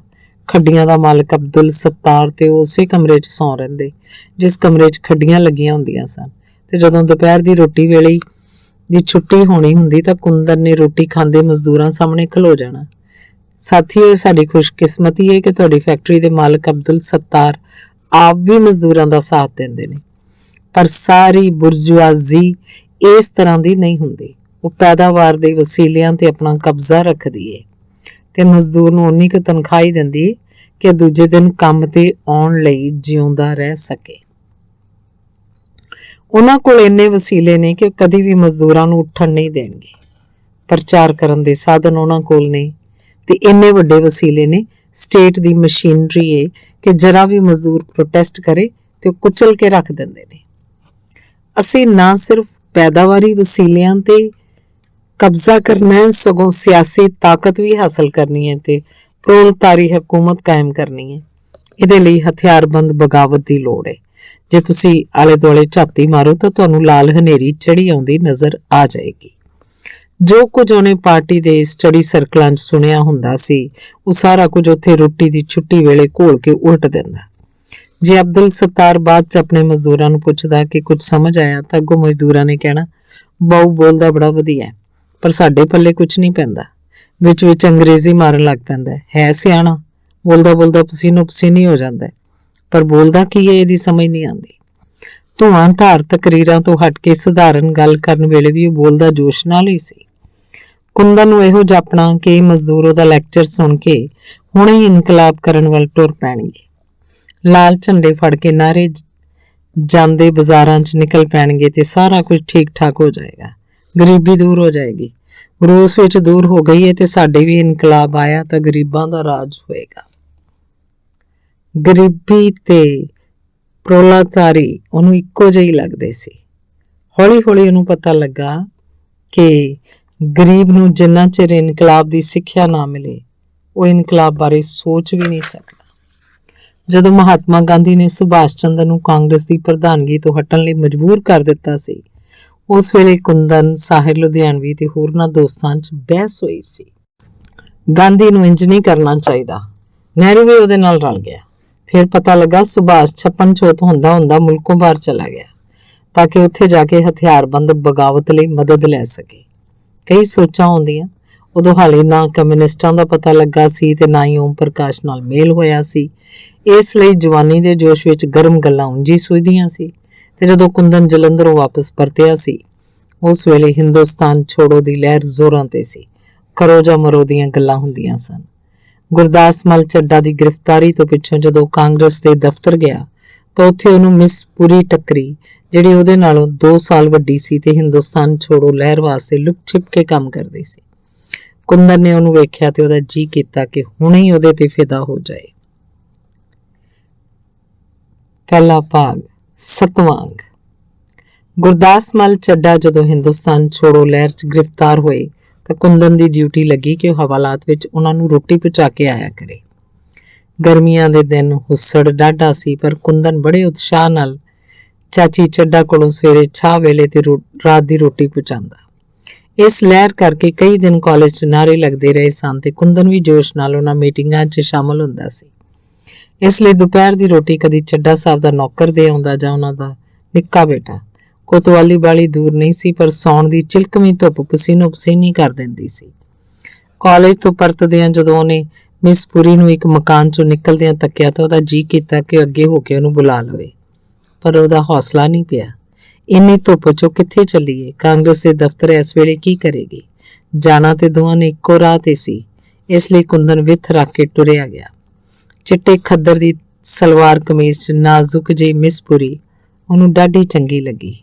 ਉਹ ਆਪਣੇ ਧਿਆਨ ਰਵਾਂ-ਰਵੀਂ ਵਗੀ ਜਾਂਦੀ ਸੀ। ਧੁੱਪ ਦੀ ਲਿਸ਼ਕੋਰ ਤੋਂ ਬਚਣ ਲਈ ਉਹਨੇ ਸਿਰ ਤੇ ਇੰਝ ਚੁੰਨੀ ਕਰ ਲਈ ਸੀ ਕਿ ਅੱਖਾਂ ਤੇ ਧੁੱਪ ਦੀ ਚਮਕ ਨਾ ਪਵੇ। ਉਹਦਾ ਮੂੰਹ ਧੁੱਪ ਕਰਕੇ ਲਾਲ ਸੀ, ਪਸੀਨਾ ਉਹ ਘੜੀ ਮੁੜੀ ਪੂੰਝਦੀ ਸੀ। ਅਮੀਰ ਕੁੜੀ ਏ, ਟਾਂਗੇ ਤੇ ਕਿਉਂ ਨਹੀਂ ਚਲੀ ਜਾਂਦੀ? ਕੁੰਦਨ ਨੇ ਆਸੇ-ਪਾਸੇ ਤੱਕਿਆ, ਨੇੜੇ-ਤੇੜੇ ਕਿਧਰੇ ਟਾਂਗਾ ਨਹੀਂ ਸੀ। ਕਾਰ ਤੇ ਇਹਦੇ ਬਾਪ ਕੋਲ ਜ਼ਰੂਰ ਹੋਣੀ ਏ, ਕਾਰ ਕਿਉਂ ਨਹੀਂ ਕਢਾ ਲਈ? ਉਹਦਾ ਜੀ ਕਰੇ ਕਿ ਉਹਦੇ ਸਿਰ ਤੇ ਛਾਂ ਕਰ ਦੇਵੇ। ਜਦੋਂ ਕਚਹਿਰੀ ਦਾ ਪੁਲ ਲੰਘ ਕੇ ਕਾਂਗਰਸ ਦੇ ਦਫ਼ਤਰ ਵੱਲ ਮੁੜੀ ਤਾਂ ਕੁੰਦਨ ਵੀ ਆਪਣੇ ਘਰ ਦਰੇਸੀ ਗਰਾਊਂਡ ਵੱਲ ਮੁੜਨ ਦੀ ਥਾਂ ਉੱਧਰ ਹੀ ਮੁੜ ਗਿਆ। ਕਿਧਰੇ ਮੈਨੂੰ ਲੋਫਰ ਹੀ ਨਾ ਸਮਝ ਲਏ। ਉਹ ਭੈੜਾ ਮੁੰਡਾ ਨਹੀਂ ਬਣਨਾ ਚਾਹੁੰਦਾ, ਪਰ ਇਸ ਵੇਲੇ ਹੋਰ ਕਿਧਰੇ ਜਾਇਆ ਵੀ ਨਹੀਂ ਜਾ ਸਕਦਾ। ਅਸਲ 'ਚ ਅੱਜ ਦੁਪਹਿਰ ਦੇ 2 ਵਜੇ ਦਫ਼ਤਰ 'ਚ ਮਹਿਲਾ ਮੰਡਲ ਦੀ ਮੀਟਿੰਗ ਸੀ ਤੇ ਮਿਸ ਪੁਰੀ ਉੱਧਰ ਹੀ ਜਾ ਰਹੀ ਸੀ। ਕੁੰਦਨ ਨੂੰ ਇਸ ਗੱਲ ਦਾ ਪਤਾ ਨਹੀਂ ਸੀ, ਪਰ ਜਦੋਂ ਉਹਨੂੰ ਦਫ਼ਤਰ ਅੱਪੜ ਕੇ ਇਸ ਗੱਲ ਦਾ ਪਤਾ ਲੱਗਾ ਤਾਂ ਸ਼ਰਮਿੰਦਾ ਜਿਹਾ ਹੋ ਗਿਆ। ਪਰ ਉਹਨੇ ਘੜੇ 'ਚੋਂ ਪਾਣੀ ਪੀਤਾ, ਪਾਣੀ ਦਾ ਗਲਾਸ ਭਰ ਕੇ ਆਪਣੇ ਤੋਂ ਪਿੱਛੇ ਆਉਣ ਵਾਲੀਆਂ ਲੇਡੀ ਵਰਕਰਾਂ ਨੂੰ ਵੀ ਦਿੱਤਾ ਤੇ ਇੱਕ ਪਾਸੇ ਹੋ ਕੇ ਇੰਝ ਬਹਿ ਗਿਆ ਜਿਕਣ ਕਿਸੇ ਦੀ ਉਡੀਕ ਹੋਵੇ। ਜਦੋਂ ਮੀਟਿੰਗ ਸ਼ੁਰੂ ਹੋਈ ਤਾਂ ਉਸ ਵੇਲੇ ਜਦੋਂ ਔਰਤਾਂ ਵੱਲੋਂ ਲਹਿਰ 'ਚ ਹਿੱਸਾ ਪਾਉਣ ਦੀ ਗੱਲ ਚੱਲ ਰਹੀ ਸੀ ਤਾਂ ਕੋਲੋਂ ਕੁੰਦਨ ਕਹਿਣ ਲੱਗਾ, ਇਜਾਜ਼ਤ ਹੋਵੇ ਤਾਂ ਮੈਂ ਇਸ ਲਹਿਰ ਨਾਲ ਜੁੜਿਆ ਇੱਕ ਸ਼ੇਅਰ ਸੁਣਾਵਾਂ? ਜ਼ਰੂਰ ਜ਼ਰੂਰ, ਕਈ ਆਵਾਜ਼ਾਂ ਆਈਆਂ। ਠਹਿਰੋ, ਪਹਿਲਾਂ ਸਾਨੂੰ ਆਪਣਾ ਨਾਮ ਤੇ ਪਤਾ ਦੱਸੋ। ਕੁੰਦਨ ਸ਼ਰਮਾ, ਮੇਰਾ ਤਖੱਲਸ ਕੋਈ ਨਹੀਂ, ਇਸੇ ਨਾਂ ਨਾਲ ਲਿਖਦਾ, ਸਾਹਿਰ ਸਾਹਿਬ ਦਾ ਮਦਾਹ ਹਾਂ। ਤੇ ਫਿਰ ਉਹਨੇ ਇੱਕ ਸ਼ੇਅਰ ਨਹੀਂ, ਸਾਰੀ ਗਜ਼ਲ ਹੀ ਸੁਣਾ ਦਿੱਤੀ। ਵਾਹ ਵਾਹ ਹੋਈ। ਔਰਤਾਂ ਸਾਹਮਣੇ ਗਜ਼ਲ ਸੁਣਾਉਣ ਦਾ ਇਹ ਉਹਦਾ ਪਹਿਲਾ ਮੌਕਾ ਸੀ। ਸੁਣਾਉਣ ਲੱਗਿਆ ਉਹਨੂੰ ਸ਼ਰਮ ਵੀ ਆਈ, ਉਹਦੀ ਆਵਾਜ਼ ਵੀ ਥਿੜਕੀ, ਪਰ ਜਦੋਂ ਪਹਿਲੇ ਸ਼ੇਅਰ ਤੇ ਹੀ ਵਾਹ-ਵਾਹ ਮਿਲੀ ਤਾਂ ਉਹਦਾ ਹੌਸਲਾ ਵੱਧ ਗਿਆ ਤੇ ਉਹਨੇ ਆਪਣੀ ਗਜ਼ਲ ਦੇ ਸ਼ੇਅਰ ਆਪਣੀ ਤਿੱਖੀ ਆਵਾਜ਼ 'ਚ ਸੁਣਾਏ। ਮਹਿਲਾ ਮੰਡਲ ਦੀ ਮੀਟਿੰਗ ਖਤਮ ਹੋਈ, ਸਾਰੀਆਂ ਚਲੀਆਂ ਗਈਆਂ। ਕੁੰਦਨ ਨੂੰ ਹੈਰਾਨੀ ਹੋਈ ਕਿ ਇਸ ਕੜਕਦੀ ਦੁਪਹਿਰੇ ਮੀਟਿੰਗ ਕਰਨ ਦੀ ਗੱਲ ਪਤਾ ਨਹੀਂ ਕਿਸ ਗਧੇ ਨੇ ਸੋਚੀ ਏ, ਪਰ ਚੰਗਾ ਹੀ ਹੋਇਆ। ਜੇ ਅੱਗੇ ਪਿੱਛੇ ਮੀਟਿੰਗ ਹੁੰਦੀ ਤਾਂ ਉਹਨੂੰ ਮਿਸ ਪੁਰੀ ਦੇ ਦਰਸ਼ਨ ਨਹੀਂ ਸੀ ਹੋਣੇ। ਉਹਨੇ ਇਸ ਮੀਟਿੰਗ 'ਚ ਨਹੀਂ ਸੀ ਆਉਣਾ, ਸ਼ੇਰ ਸੁਣਾਉਣ ਦਾ ਮੌਕਾ ਨਹੀਂ ਸੀ ਮਿਲਣਾ ਤੇ ਮਿਸ ਪੁਰੀ ਨੇ ਉਹਨੂੰ ਆਪਣੇ ਘਰ ਆਉਣ ਦਾ ਜਿਹੜਾ ਸੱਦਾ ਦਿੱਤਾ ਸੀ ਉਹ ਨਹੀਂ ਸੀ ਮਿਲਣਾ। ਕੁੰਦਨ ਨੇ ਸ਼ਰਮਾਉਂਦੇ ਨੇ ਉਹਦਾ ਪਤਾ ਪੁੱਛਿਆ ਤੇ ਕਿਹਾ, ਮੈਂ ਕੱਲ ਕਾਲਜ ਤੋਂ ਵਾਪਸ ਮੁੜਦਾ ਆਵਾਂਗਾ। ਉਹਨੂੰ ਇੰਝ ਲੱਗਾ ਜਿਵੇਂ ਹਿੰਦੁਸਤਾਨ ਛੋੜੋ ਲਹਿਰ ਨੇ ਉਹਦੇ ਲਈ ਮੁਹੱਬਤ ਦੇ ਦਰ ਖੋਲ ਦਿੱਤੇ ਹੋਣ। ਦਿਲ ਫੈਂਕ ਕੁੰਦਨ ਦਾ ਮੁਹੱਬਤ ਦਾ ਤਰਸੇਵਾਂ ਹਰ ਥਾਵੇਂ ਇਹ ਦਰ ਖੋਲ ਲੈਂਦਾ ਸੀ। ਉਹਦੇ ਲਈ ਇੱਕ ਦਰ ਬੰਦ ਤੇ 100 ਦਰ ਖੁੱਲੇ। ਇੱਕ ਪਾਸੜੀ ਮੁਹੱਬਤ ਤੇ ਕਿਹੜਾ ਜ਼ੋਰ ਲੱਗਦਾ ਹੈ। ਆਪਣੇ ਮਨ ਦੀ ਤ੍ਰਿਸ਼ਨਾ ਨੂੰ ਕਿਸੇ ਵੀ ਰੂਪ ਨਾਲ ਜੋੜ ਦੇਣਾ ਵੀ ਤੇ ਤ੍ਰਿਸ਼ਨਾ ਦੀ ਪੂਰਤੀ ਕਰ ਸਕਦਾ ਹੈ, ਜਾਂ ਫਿਰ ਤ੍ਰਿਸ਼ਨਾ ਨੂੰ ਇੰਨਾ ਵਧਾ ਦਿੰਦਾ ਹੈ ਕਿ ਭਟਕਣ ਕਿਤੇ ਸਾਹ ਨਹੀਂ ਲੈਣ ਦਿੰਦੀ। ਦੂਜਾ ਦਿਨ ਹੀ ਨਹੀਂ ਸੀ ਚੜ੍ਹਦਾ, ਕਾਲਜ ਵਿੱਚ ਵਕਤ ਨਹੀਂ ਸੀ ਬੀਤਦਾ, ਸਟੂਡੈਂਟ ਫੈਡਰੇਸ਼ਨ ਦੀ ਮੀਟਿੰਗ ਨਹੀਂ ਸੀ ਮੁੱਕਦੀ ਤੇ ਸੱਭਰਵਾਲ ਦੀਆਂ ਗੱਲਾਂ ਨਹੀਂ ਸੀ ਮੁੱਕਦੀਆਂ ਤੇ ਕ੍ਰਿਸ਼ਨ ਅਦੀਬ ਦਾ ਸਾਥ ਨਹੀਂ ਸੀ ਛੁੱਟਦਾ ਤੇ ਮਿਸ ਪੁਰੀ ਦਾ ਘਰ ਆ ਗਿਆ ਸੀ ਤੇ ਕ੍ਰਿਸ਼ਨ ਅਦੀਬ ਲੇਸ ਕਮੇਟੀ ਬਣਿਆ ਪਿਆ ਸੀ। ਮੈਂ ਇੱਥੇ ਕਿਸੇ ਨੂੰ ਮਿਲਣਾ ਹੈ। ਕੌਣ ਹੈ? ਹੈ ਕੋਈ ਦੋਸਤ? ਕਿਹੜਾ? ਤੂੰ ਨਹੀਂ ਜਾਣਦਾ? ਕਿਹੜਾ ਦੋਸਤ ਹੈ ਜਿਹਨੂੰ ਮੈਂ ਨਹੀਂ ਜਾਣਦਾ? ਉਹਨੇ ਮੈਨੂੰ ਰੋਟੀ ਤੇ ਬੁਲਾਇਆ। ਬਕਵਾਸ ਨਾ ਕਰ, ਸਾਫ਼-ਸਾਫ਼ ਦੱਸ। ਹੈ ਕੋਈ ਮਹਿਲਾ ਮੰਡਲ ਦੀ ਵਰਕਰ? ਦੱਸਣਾ ਪਿਆ। ਅੱਜ ਪਹਿਲੀ ਵਾਰੀ ਕੁੰਦਨ ਨੇ ਕ੍ਰਿਸ਼ਨ ਅਦੀਬ ਕੋਲੋਂ ਆਪਣੇ ਦਿਲ ਦੀ ਗੱਲ ਛੁਪਾਈ ਸੀ। ਇਹ ਕੋਈ ਪ੍ਰੋਫੈਸਰ ਦੀ ਭੈਣ ਬਬਲੀ ਨਹੀਂ ਸੀ ਜਿਸ ਬਾਰੇ ਉਹਦੇ ਨਾਲ ਸਾਰੀਆਂ ਗੱਲਾਂ ਸਾਂਝੀਆਂ ਕੀਤੀਆਂ ਜਾਂਦੀਆਂ, ਤੇ ਇਹ ਕੋਈ ਬਿਮਲਾ ਨਹੀਂ ਸੀ ਜਿਹਦੀਆਂ ਜਲੰਧਰ ਆਉਣ ਪਿੱਛੋਂ ਉਹ ਕਹਾਣੀਆਂ ਪਾਉਂਦਾ ਰਿਹਾ ਸੀ। ਇਹ ਮਿਸ ਪੁਰੀ ਸੀ, ਇੱਕ ਅਮੀਰ ਬਾਪ ਦੀ ਬੇਟੀ, ਕਾਂਗਰਸ ਵਰਕਰ ਸੀ, ਸੋਸ਼ਲ ਵਰਕਰ ਸੀ, ਸਿਆਸਤ ਵਿੱਚ ਹਿੱਸਾ ਲੈਂਦੀ ਸੀ, ਸ਼ਾਇਰੀ 'ਚ ਦਿਲਚਸਪੀ ਰੱਖਦੀ ਸੀ। ਇਹਦੇ ਬਾਰੇ ਕੁੰਦਨ ਨੇ ਲੁਕਾ ਕਰਨਾ ਠੀਕ ਸਮਝਿਆ ਸੀ। ਕ੍ਰਿਸ਼ਨ ਅਦੀਬ ਨੂੰ ਟਾਲਣਾ ਚਾਹਿਆ ਸੀ, ਆਪਣੇ ਕਾਸਤ ਤੋਂ ਓਹਲੇ ਰੱਖਿਆ ਸੀ। ਕ੍ਰਿਸ਼ਨ ਅਦੀਬ ਨੇ ਵੀ ਖੌਰਿਸ ਮਹਿਸੂਸ ਹੋਇਆ ਹੋਵੇ, ਪਰ ਉਹਨੇ ਕਿਹਾ ਕੁਛ ਨਹੀਂ। ਅੱਜ ਕੁੰਦਨ ਦੇ ਸੱਦੇ ਕਰਕੇ ਉਹ ਆਪਣੇ ਆਪ ਨੂੰ ਕ੍ਰਿਸ਼ਨ ਅਦੀਬ ਨਾਲੋਂ ਉਚੇਰਾ ਵਡੇਰਾ ਸਮਝਣ ਲੱਗ ਪਿਆ ਸੀ। ਆਪਣੇ ਆਪ ਨੂੰ ਮੁਹੱਬਤ ਦੀ ਦੌਲਤ ਕਰਕੇ ਧਨਾੜ ਸਮਝਣ ਲੱਗ ਪਿਆ ਸੀ। ਉਹਨੂੰ ਆਪਣੇ ਕਾਸਦ ਨੂੰ ਟਾਲ ਕੇ ਟੋਰ ਕੇ ਥੋੜਾ ਝੋਰਾ ਵੀ ਹੋਇਆ ਸੀ, ਪਰ ਅੰਦਰੋਂ ਨੇ ਅਦੀਬ ਕੋਲੋਂ ਵਿਛੜ ਕੇ ਖੁਸ਼ੀ ਹੋਈ ਸੀ। ਸੁੱਖ ਦਾ ਸਾਹ ਆਇਆ ਸੀ, ਜਿਵੇਂ ਕੋਈ ਜ਼ਹਿਮਤ ਮਗਰੋਂ ਲੱਥ ਗਈ ਹੋਵੇ। ਪਰ ਅੰਦਰ ਜਾ ਕੇ ਉਹਦੀ ਖੁਸ਼ੀ ਮੱਧਮ ਪੈ ਗਈ। ਗਲੀਚੇ, ਪੱਖੇ, ਸੋਫੇ, ਫਾਨੂਸ, ਪਰਦੇ ਤੇ ਨੌਕਰ ਦੇਖ ਕੇ ਉਹਨੂੰ ਆਪਣਾ ਆਪ ਛੋਟਾ-ਛੋਟਾ ਲੱਗਿਆ। ਉਹਦੀ ਖਾਕੀ ਜੀਨ ਦੀ ਪੈਂਟ ਤੇ ਅਸਮਾਨੀ ਰੰਗ ਦੀ ਕਮੀਜ਼ ਜਿਹਦੇ ਕਾਲਰ ਮੁੜੇ ਹੋਏ ਸਨ ਐਵੇਂ ਆਏ, ਪਰ ਫਿਰ ਉਹਦੇ ਅੰਦਰੋਂ ਸ਼ਾਇਰੀ ਦਾ ਅਭਿਮਾਨ ਜਾਗ ਗਿਆ ਤੇ ਉਹਨੂੰ ਆਪਣਾ ਆਪ ਛੋਟਾ ਲੱਗਣੋਂ ਹਟ ਗਿਆ। ਥੋੜੀ ਦੇਰ ਲਈ ਇਹ ਛੋਟੇ ਹੋਣ ਦਾ ਅਹਿਸਾਸ ਉਹਦੀ ਸੋਚ ਵਿੱਚੋਂ ਤੇ ਨਿਕਲ ਗਿਆ, ਪਰ ਉਹਦੇ ਬੈਠਣ ਦੇ ਸੰਕੋਚ ਤੋਂ ਤੇ ਆਪਣੇ ਅਣਪਾਲਿਸ਼ ਕੀਤੇ ਬੂਟਾਂ ਵੱਲ ਤੱਕਣ ਤੇ ਮੁੜ ਪਰਤੱਖ ਹੋ ਗਿਆ। ਜੇ ਉਹਦੇ ਕੋਲ ਰੁਮਾਲ ਹੀ ਹੁੰਦਾ ਤਾਂ ਉਹ ਅੱਖ ਬਚਾ ਕੇ ਆਪਣੇ ਬੂਟ ਸਾਫ਼ ਕਰ ਲੈਂਦਾ, ਆਪਣੇ ਮੂੰਹ ਦਾ ਪਸੀਨਾ ਪੂੰਝ ਲੈਂਦਾ। ਕਮੀਜ਼ ਦੀ ਬਾਹ ਨਾਲ ਉਹਨੇ ਪਸੀਨਾ ਤੇ ਪੂੰਝ ਲਿਆ, ਪਰ ਬੂਟ ਉਵੇਂ ਦੇ ਉਵੇਂ ਧੂੜ ਨਾਲ ਭਰੇ ਰਹੇ। ਉਹਨੇ ਸੋਫੇ ਤੇ ਬਹਿ ਕੇ ਬੂਟਾਂ ਨੂੰ ਖਾਕੀ ਪੈਂਟ ਦੇ ਪਹੁੰਚੇ ਨਾਲ ਘਸਾ ਕੇ ਥੋੜਾ ਸਾਫ਼ ਕਰ ਲਿਆ। ਹੁਣ ਉਹਨਾਂ ਦੀ ਮਿੱਟੀ ਬੂਟਾਂ ਦੇ ਪਾਸਿਆਂ ਤੇ ਰਹਿ ਗਈ ਸੀ, ਜਿਹੜੀ ਅਗਲੇ ਨੂੰ ਭਾਵੇਂ ਚੇਤੇ ਵੀ ਨਾ ਆਵੇ, ਪਰ ਕੁੰਦਨ ਦੀਆਂ ਅੱਖਾਂ 'ਚ ਰੜਕਦੀ ਪਈ ਸੀ। ਮਿਸ ਪੁਰੀ ਬੈਠਕ 'ਚ ਆਈ ਤਾਂ ਉਹਨੇ ਆਪਣੇ ਖੁੱਲੇ ਵਾਲ ਵਾਹ ਕੇ ਮੋਢਿਆਂ ਤੇ ਸੁੱਟੇ ਸਨ। ਕੁੰਦਨ ਤੇ ਭੁਚੱਕਾ ਜਿਹਾ ਰਹਿ ਗਿਆ। ਇਹ ਰੂਪ ਤੱਕ ਕੇ ਹਾਏ ਓਏ ਮਰ ਜਾ, ਇਹ ਨਿੱਕਾ ਜਿਹਾ ਦੱਬਵਾਂ ਜਿਹਾ ਹੌਕਾ ਉਹਦੇ ਮੂੰਹੋਂ ਨਿਕਲਿਆ। ਮਿਸ ਪੁਰੀ ਦਾ ਦਾਖਲਾ ਕਿਵੇਂ ਉਸ ਮਲਕਾ ਦੇ ਦਾਖਲੇ ਵਰਗਾ ਸੀ ਜਿਹੜੀ ਉਹਨੇ ਫਿਲਮਾਂ 'ਚ ਤੱਕੀ ਸੀ, ਜਾਂ ਉਸ ਪਰੀ ਵਰਗਾ ਜਿਹਦੇ ਚਿੱਤਰ ਉਹਨੇ ਗਾਲਿਬ ਦੇ ਸ਼ੇਰਾਂ ਦੀਆਂ ਚਗਤਾਈ ਵੱਲੋਂ ਬਣਾਈਆਂ ਤਸਵੀਰਾਂ ਵੇਖ ਕੇ ਬਣਾਇਆ ਸੀ, ਜਾਂ ਫਿਰ ਉਮਰ ਖਿਆਮ ਦੀਆਂ ਰੁਬਾਈਆਂ ਵਾਲੀ ਕਿਤਾਬ ਦੇ ਬਣੇ ਚਿੱਤਰ ਵੇਖ ਕੇ ਬਣਿਆ ਸੀ। ਸਿਰਫ ਉੱਡਣ ਲਈ ਖੰਭਾਂ ਦੀ ਲੋੜ ਸੀ। ਉਹਨੂੰ ਇੰਜ ਲੱਗਾ ਕਿ ਜੇ ਉਹਦੇ ਖੰਭ ਲੱਗੇ ਹੋਣ ਤਾਂ ਉਹ ਹੁਣੇ ਉਹਨੂੰ ਪਿੱਛੇ ਧਰਤੀ ਤੇ ਛੱਡ ਕੇ ਉਹ ਤਾਂ ਉੱਡ ਜਾਏਗੀ। ਉਹਨੇ ਉੱਠ ਕੇ ਨਮਸਤੇ ਕਹੀ। ਬੈਠੋ। ਉਹ ਬਹਿ ਗਿਆ। ਗਰਮੀ ਬੜੀ ਏ, ਠੰਡਾ? ਸ਼ਾਮ ਸੋਡੇ ਦੀ ਬੋਤਲ ਲਿਆ, ਬਰਫ਼ ਪਾ ਕੇ ਲਿਆਵੀਂ, ਗਰਮੀ 'ਚ ਤੁਹਾਨੂੰ ਬੁਲਾਇਆ। ਐਲੋ ਪੀਓ, ਆਰਾਮ ਨਾਲ ਬੈਠੋ। ਕੁੰਦਨ ਸੁਣਦਾ ਰਿਹਾ। ਜਵਾਬ ਦੇਣ ਤੋਂ ਪਹਿਲਾਂ ਹੀ ਉਹ ਅਗਾਂਹ ਬੋਲ ਪੈਂਦੀ। ਕੁੰਦਨ ਨੇ ਇੱਕ ਲਾਪਰਵਾਹੀ ਵਾਲਾ ਅੰਦਾਜ਼ ਅਪਣਾਉਣਾ ਚਾਹਿਆ, ਸਫਲ ਨਹੀਂ ਹੋ ਸਕਿਆ। ਫਿਰ ਸੰਕੋਚ ਆ ਗਿਆ। ਹਾਂਜੀ, ਮੈਂ ਤੁਹਾਡਾ ਨਾਂ ਤੇ ਪੁੱਛਣਾ ਭੁੱਲ ਹੀ ਗਈ ਹਾਂ। ਕੁੰਦਨ ਸ਼ਰਮਾ ਹੈ ਨਾ? ਕੁੰਦਨ ਦਾ ਮੂੰਹ ਸ਼ਰਮ ਨਾਲ ਲਾਲ ਹੋ ਗਿਆ। ਮੈਂ ਇੱਥੇ ਮਰਾਣ ਆਇਆ ਜੇ ਇਹਨੂੰ ਮੇਰਾ ਨਾਂ ਹੀ ਨਹੀਂ ਪਤਾ। ਭੁੱਲ ਗਈ ਹੋਣੀ ਹੈ, ਜਿਸ ਨਾਲ ਤੁਆਰਫ ਕਰਾਈਏ ਤਾਂ ਭੁੱਲ ਹੀ ਜਾਂਦਾ ਏ, ਉਹਨੇ ਆਪਣੇ ਮਨ ਨੂੰ ਸਮਝਾਇਆ। ਮੈਂ ਵੀ ਕਮਲਾ, ਪਤਾ ਨਹੀਂ ਕਿੱਥੇ ਪਹੁੰਚ ਗਿਆ। ਉਹ ਤੇ ਹਾਲੀ ਸਿਆਣ ਦੀ ਪਹਿਲੀ ਪੌੜੀ ਵੀ ਨਹੀਂ ਚੜੀ। ਇੰਨੀਆਂ ਟੱਕਰਾਂ ਮਾਰ ਕੇ ਵੀ ਮੈਂ ਮੁਹੱਬਤ ਦੇ ਸਕੂਲ 'ਚੋਂ ਅਲਫ ਬੇ ਵੀ ਨਹੀਂ ਸਿੱਖ ਸਕਿਆ। ਜਦੋਂ ਬਚਪਨ 'ਚ ਜੈਨ ਸਕੂਲ ਦਾਖਲ ਹੋਇਆ ਸੀ ਤਾਂ ਉੱਥੇ ਮਾਸਟਰ ਨੇ ਉਹਨੂੰ ਪੂਰਨੇ ਪਾ ਕੇ ਅਲਫ ਬੇ ਲਿਖਣੀ ਸਿਖਾਈ ਸੀ। ਇੱਥੇ ਕੌਣ ਹੱਥ ਫੜ ਕੇ ਮੁਹੱਬਤ ਦੇ ਕਾਇਦੇ ਦੀ ਅਲਫ ਬੇ ਸਿਖਾਏ? ਅੱਗੇ ਉਹ 2 ਵਾਰੀ ਹੱਥ ਸਾੜ ਚੁੱਕਾ ਸੀ, ਪਰ ਮਨ ਸੀ ਕਿ ਨਾ ਉਹਦਾ ਤਰਸੇਵਾ ਮੁੱਕਦਾ ਸੀ ਤੇ ਨਾ ਉਹਦੀ ਭਟਕਣ ਤੇ ਨਾ ਹੀ ਤਲਾਸ਼ ਮੁੱਕਦੀ ਸੀ। ਹੁਣ ਜੈਨ ਸਕੂਲ 'ਚ ਪੜ੍ਹੀ ਅਲਫ ਬੇ ਤੇ ਸ਼ਾਇਰੀ ਦੇ ਰੂਪ 'ਚ ਪ੍ਰਵਾਨ ਚੜ੍ਹ ਗਈ ਸੀ, ਪਰ ਬਬਲੀ ਤੇ ਬਿਮਲਾ ਦੀ ਅਲਫ ਬੇ ਸਾਰੀ ਭੁੱਲ ਭੁਲਾ ਗਈ ਸੀ। ਹੁਣ ਤੇ ਮਿਸ ਰੰਜਨਾ ਪੁਰੀ ਦੀ ਪੁਸਤਕ ਦਾ ਪਹਿਲਾ ਸਬਕ ਪੜ੍ਹਨ ਦੀ ਵਾਰੀ ਸੀ।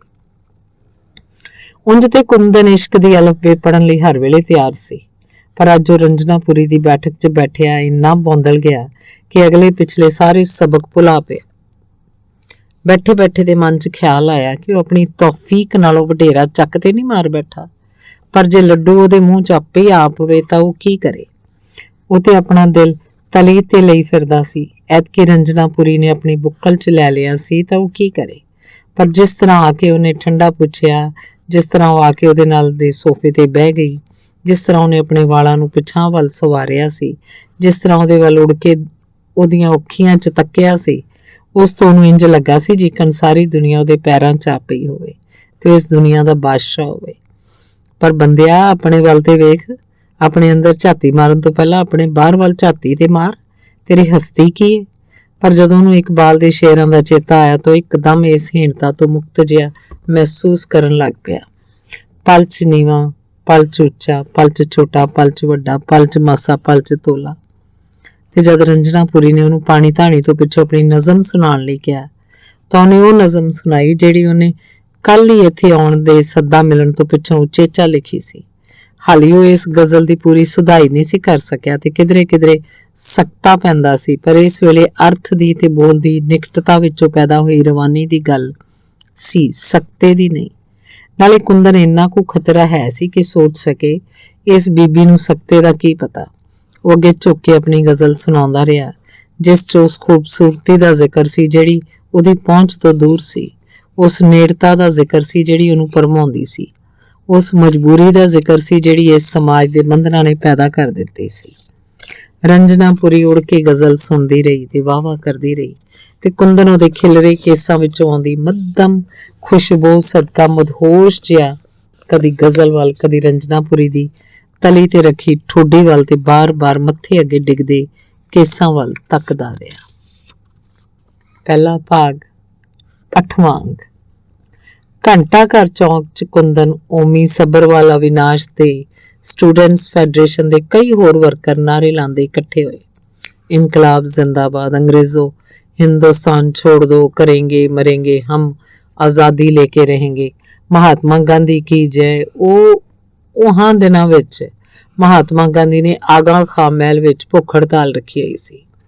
इस लई सारे देश 'ਚ बड़ा जोश सी। स्टूडेंट फैडरेशन दे मुंडे जोश नाल नारे लांदे रहे। लोग इकट्ठे हो गए। इन्हां ने तकरीरां कीतियां, जापान दे खिलाफ, अंग्रेजी राज दे खात्मे दी गल कीती, कौमी राज दी गल कीती, नाल धमकी भी दित्ती कि जे महात्मा गांधी नूं कुछ हो गया तो सारे देश 'ਚ ਅੱਗ ਲੱਗ जाएगी। लोकां ने ताड़ियां मारियां, नारियां दा जवाब दित्ता। पुलिस ते उत्थे पहले ही हाज़र सी। उन्हां दी CID नूं पहले ही इस नुक्कड़ मीटिंग दी खबर सी। उन्हां ने ओमी, सब्बरवाल, अविनाश ते कुंदन नूं फड़ लिया। जिवें जिवें पुलिस एक एक नूं फड़दी, ਉਹ ਘੰਟਾ ਘਰ ਚੌਕ ਦੀ ਬੰਨੀ ਤੇ ਖਲੋ ਕੇ ਨਾਰੇ ਲਾਉਂਦਾ, ਗ੍ਰਿਫਤਾਰ ਹੋ ਜਾਂਦਾ। ਸਾਰੇ ਬੜੇ ਜੋਸ਼ 'ਚ ਸੀ ਕਿ ਅਸੀਂ ਫੜੇ ਗਏ ਹਾਂ। ਸਾਰਿਆਂ ਦੀ ਇਹ ਪਹਿਲੀ ਗ੍ਰਿਫਤਾਰੀ ਸੀ। ਉਹਨਾਂ ਨੇ ਆਪਣੇ ਲੀਡਰਾਂ ਦੀਆਂ ਜੇਲ੍ਹ ਯਾਤਰਾਵਾਂ ਬਾਰੇ ਪੜ੍ਹਿਆ ਸੁਣਿਆ ਸੀ। ਚੱਡਾ ਸਾਹਿਬ ਨੂੰ ਹਵਾਲਾਤ ਵਿੱਚ ਕੁੰਦਨ ਨੇ ਵੇਖਿਆ ਹੋਇਆ ਸੀ। ਉਹਨੂੰ ਜੇਲ੍ਹ ਜਾਣਾ, ਉੱਥੇ ਜਾ ਕੇ ਆਪਣੀ ਕੁਰਬਾਨੀ ਦੇ ਅਹਿਸਾਸ ਦਾ ਮਾਣ ਮਹਿਸੂਸ ਕਰਨਾ ਜੋਸ਼ ਦਿਵਾਉਂਦਾ ਸੀ। ਉਹ ਬੜੇ ਉਤਸੁਕ ਸਨ। ਪੁਲਿਸ ਨੇ ਉਹਨਾਂ ਨੂੰ ਰਾਹ ਲੰਘਦੇ ਟਾਂਗੇ ਤੇ ਬਿਠਾ ਕੇ ਕੋਤਵਾਲੀ ਲਿਆਂਦਾ। ਟਾਂਗੇ 'ਚ ਬੈਠੇ ਵੀ ਉਹ ਨਾਅਰੇ ਲਾਉਂਦੇ ਰਹੇ ਤੇ ਦੁਕਾਨਾਂ ਤੇ ਬੈਠੇ ਲੋਕ ਉਹਨਾਂ ਵੱਲ ਅਚੰਭਤ ਹੋ ਕੇ ਤੱਕਦੇ ਰਹੇ। ਕੋਤਵਾਲੀ ਆ ਗਈ। ਟਾਂਗੇ ਤੋਂ ਉਤਰ ਕੇ ਫਾਟਕ ਦੀ ਤਾਕੀ ਲੰਘ ਕੇ ਅੰਦਰ ਵੜੇ। ਸੱਜੇ ਪਾਸੇ ਹਵਾਲਾਤ ਸੀ। ਸਾਰੇ ਇੱਧਰ ਉੱਧਰ ਤੱਕਣ। ਘੰਟਾ ਘਰ ਚੌਕ 'ਚ ਉਹਨਾਂ ਦੀ ਗ੍ਰਿਫਤਾਰੀ ਦੀ ਖਬਰ ਓਮੀ ਤੇ ਅਵਿਨਾਸ਼ ਦੇ ਘਰ ਅੱਪੜ ਗਈ ਸੀ, ਪਰ ਹਾਲੀ ਤੱਕ ਕੋਈ ਉੱਥੇ ਅੱਪੜਿਆ ਨਹੀਂ ਸੀ। ਹੱਥ ਕੜੀਆਂ ਜੜੇ ਉਹ ਕੋਤਵਾਲੀ ਦੇ ਲਾਂਘੇ 'ਚ ਖਲੇ ਰਹੇ।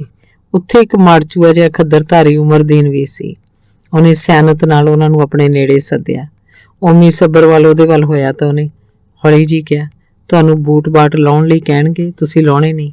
ਕਹਿਣਾ ਅਸੀਂ ਸਿਆਸੀ ਹਾਂ, ਜੇ ਨਰਮ ਪੈ ਗਏ ਤਾਂ ਇਹਨਾਂ ਤੁਹਾਨੂੰ ਅਖਲਾਕੀਆਂ ਵਾਂਗ ਹੀ ਦੱਬ ਲੈਣਾ। ਬਸ ਹੁਣ ਜਾ ਤੇ ਸਾਰਿਆਂ ਨੂੰ ਦੱਸ ਦੇ। ਓਮੀ ਸੱਬਰਵਾਲ ਉਰੇ ਆਇਆ ਤੇ ਹੌਲੀ ਹੌਲੀ ਸਾਰੀ ਗੱਲ ਉਹਨਾਂ ਨੂੰ ਦੱਸੀ। ਭਾਵੇਂ ਪਹਿਲੀ ਵਾਰ ਸੀ, ਪਰ ਜੋਸ਼ ਵਿੱਚ ਸਨ। ਅੜ ਗਏ। ਅਸੀਂ ਸਿਆਸੀ ਹਾਂ, ਅਸੀਂ ਬੂਟ ਨਹੀਂ ਲਾਉਣੇ। ਕੋਤਵਾਲੀ ਦਾ ਇੰਸਪੈਕਟਰ ਦਫ਼ਤਰ ਵਿੱਚ ਉੱਠ ਕੇ ਆ ਗਿਆ। ਕੀ ਗੱਲ ਹੈ ਜਨਾਬ? ਇਹ ਕਹਿੰਦੇ ਨੇ ਬੂਟ ਨਹੀਂ ਲਾਉਣੇ। ਰਹਿਣ ਦੇ, ਆਪਾਂ ਕੀ ਕਰਨੇ ਨੇ? ਬਾਕੀ ਤਲਾਸ਼ੀ ਲੈ ਲਈ ਜੇ? ਹਾਂਜੀ ਜਨਾਬ, ਕੁਛ ਨਹੀਂ, ਪੈਸੇ ਜਮ੍ਹਾਂ ਕਰ ਦਿੱਤੇ ਨੇ। ਇੱਕੋ ਗੁੱਟ ਘੜੀ ਹੈ, ਉਹ ਵੀ ਜਮ੍ਹਾਂ ਕਰ ਦਿੱਤੀ ਹੈ। ਤੇ ਜਦੋਂ ਹਵਾਲਾਤ 'ਚ ਵੜੇ ਤਾਂ ਸਾਰਿਆਂ ਦੇ ਨੱਕ ਬੋ ਨਾਲ ਸੁੰਗੜ ਗਏ। ਉੱਥੇ ਇੱਕ ਟਾਟ ਜਿਹਾ ਲਟਕਾ ਕੇ ਉੱਲੇ ਪਿੱਛੇ ਟੱਟੀ ਪਿਸ਼ਾਬ ਕਰਨ ਦੀ ਥਾਂ ਸੀ। ਬੋ ਨਾਲ ਨੱਕ ਸੜ ਗਿਆ। ਸਾਰਿਆਂ ਦੇ ਘਰਾਂ 'ਚ ਕੋਠਿਆਂ ਦੇ ਵੱਖਰੀਆਂ ਟੱਟੀਆਂ ਬਣੀਆਂ ਸਨ। ਭਾਵੇਂ ਮੀਂਹ ਕਣੀ ਨੂੰ ਛੱਡ ਕੇ ਬਾਹਰ ਹੀ ਜੰਗਲ ਪਾਣੀ ਲਈ ਜਾਂਦੇ ਸਨ। ਕੁੰਦਨ ਹੋਰਾਂ ਦੇ ਘਰ ਵਿੱਚ ਤੇ ਚੁੱਲ੍ਹਾ ਟੱਟੀ ਵੀ ਨਹੀਂ ਸੀ ਬਣੀ ਹੋਈ, ਪਰ ਪਹਿਲਾਂ ਕੈਦ ਦਾ ਇੰਨਾ ਚਾਅ ਸੀ, ਉਹ ਕੁੜੀਆਂ ਹਾਰ ਗੱਲਾਂ ਹੀ ਮਾਰੀ ਜਾਂਦੇ ਸੀ, ਕਿਤੇ ਸਾਨੂੰ ਛੱਡ ਨਾ ਦੇਣ। ਰੋਟੀ ਵੇਲਾ ਹੋ ਗਿਆ, ਭੁੱਖ ਲੱਗ ਪਈ।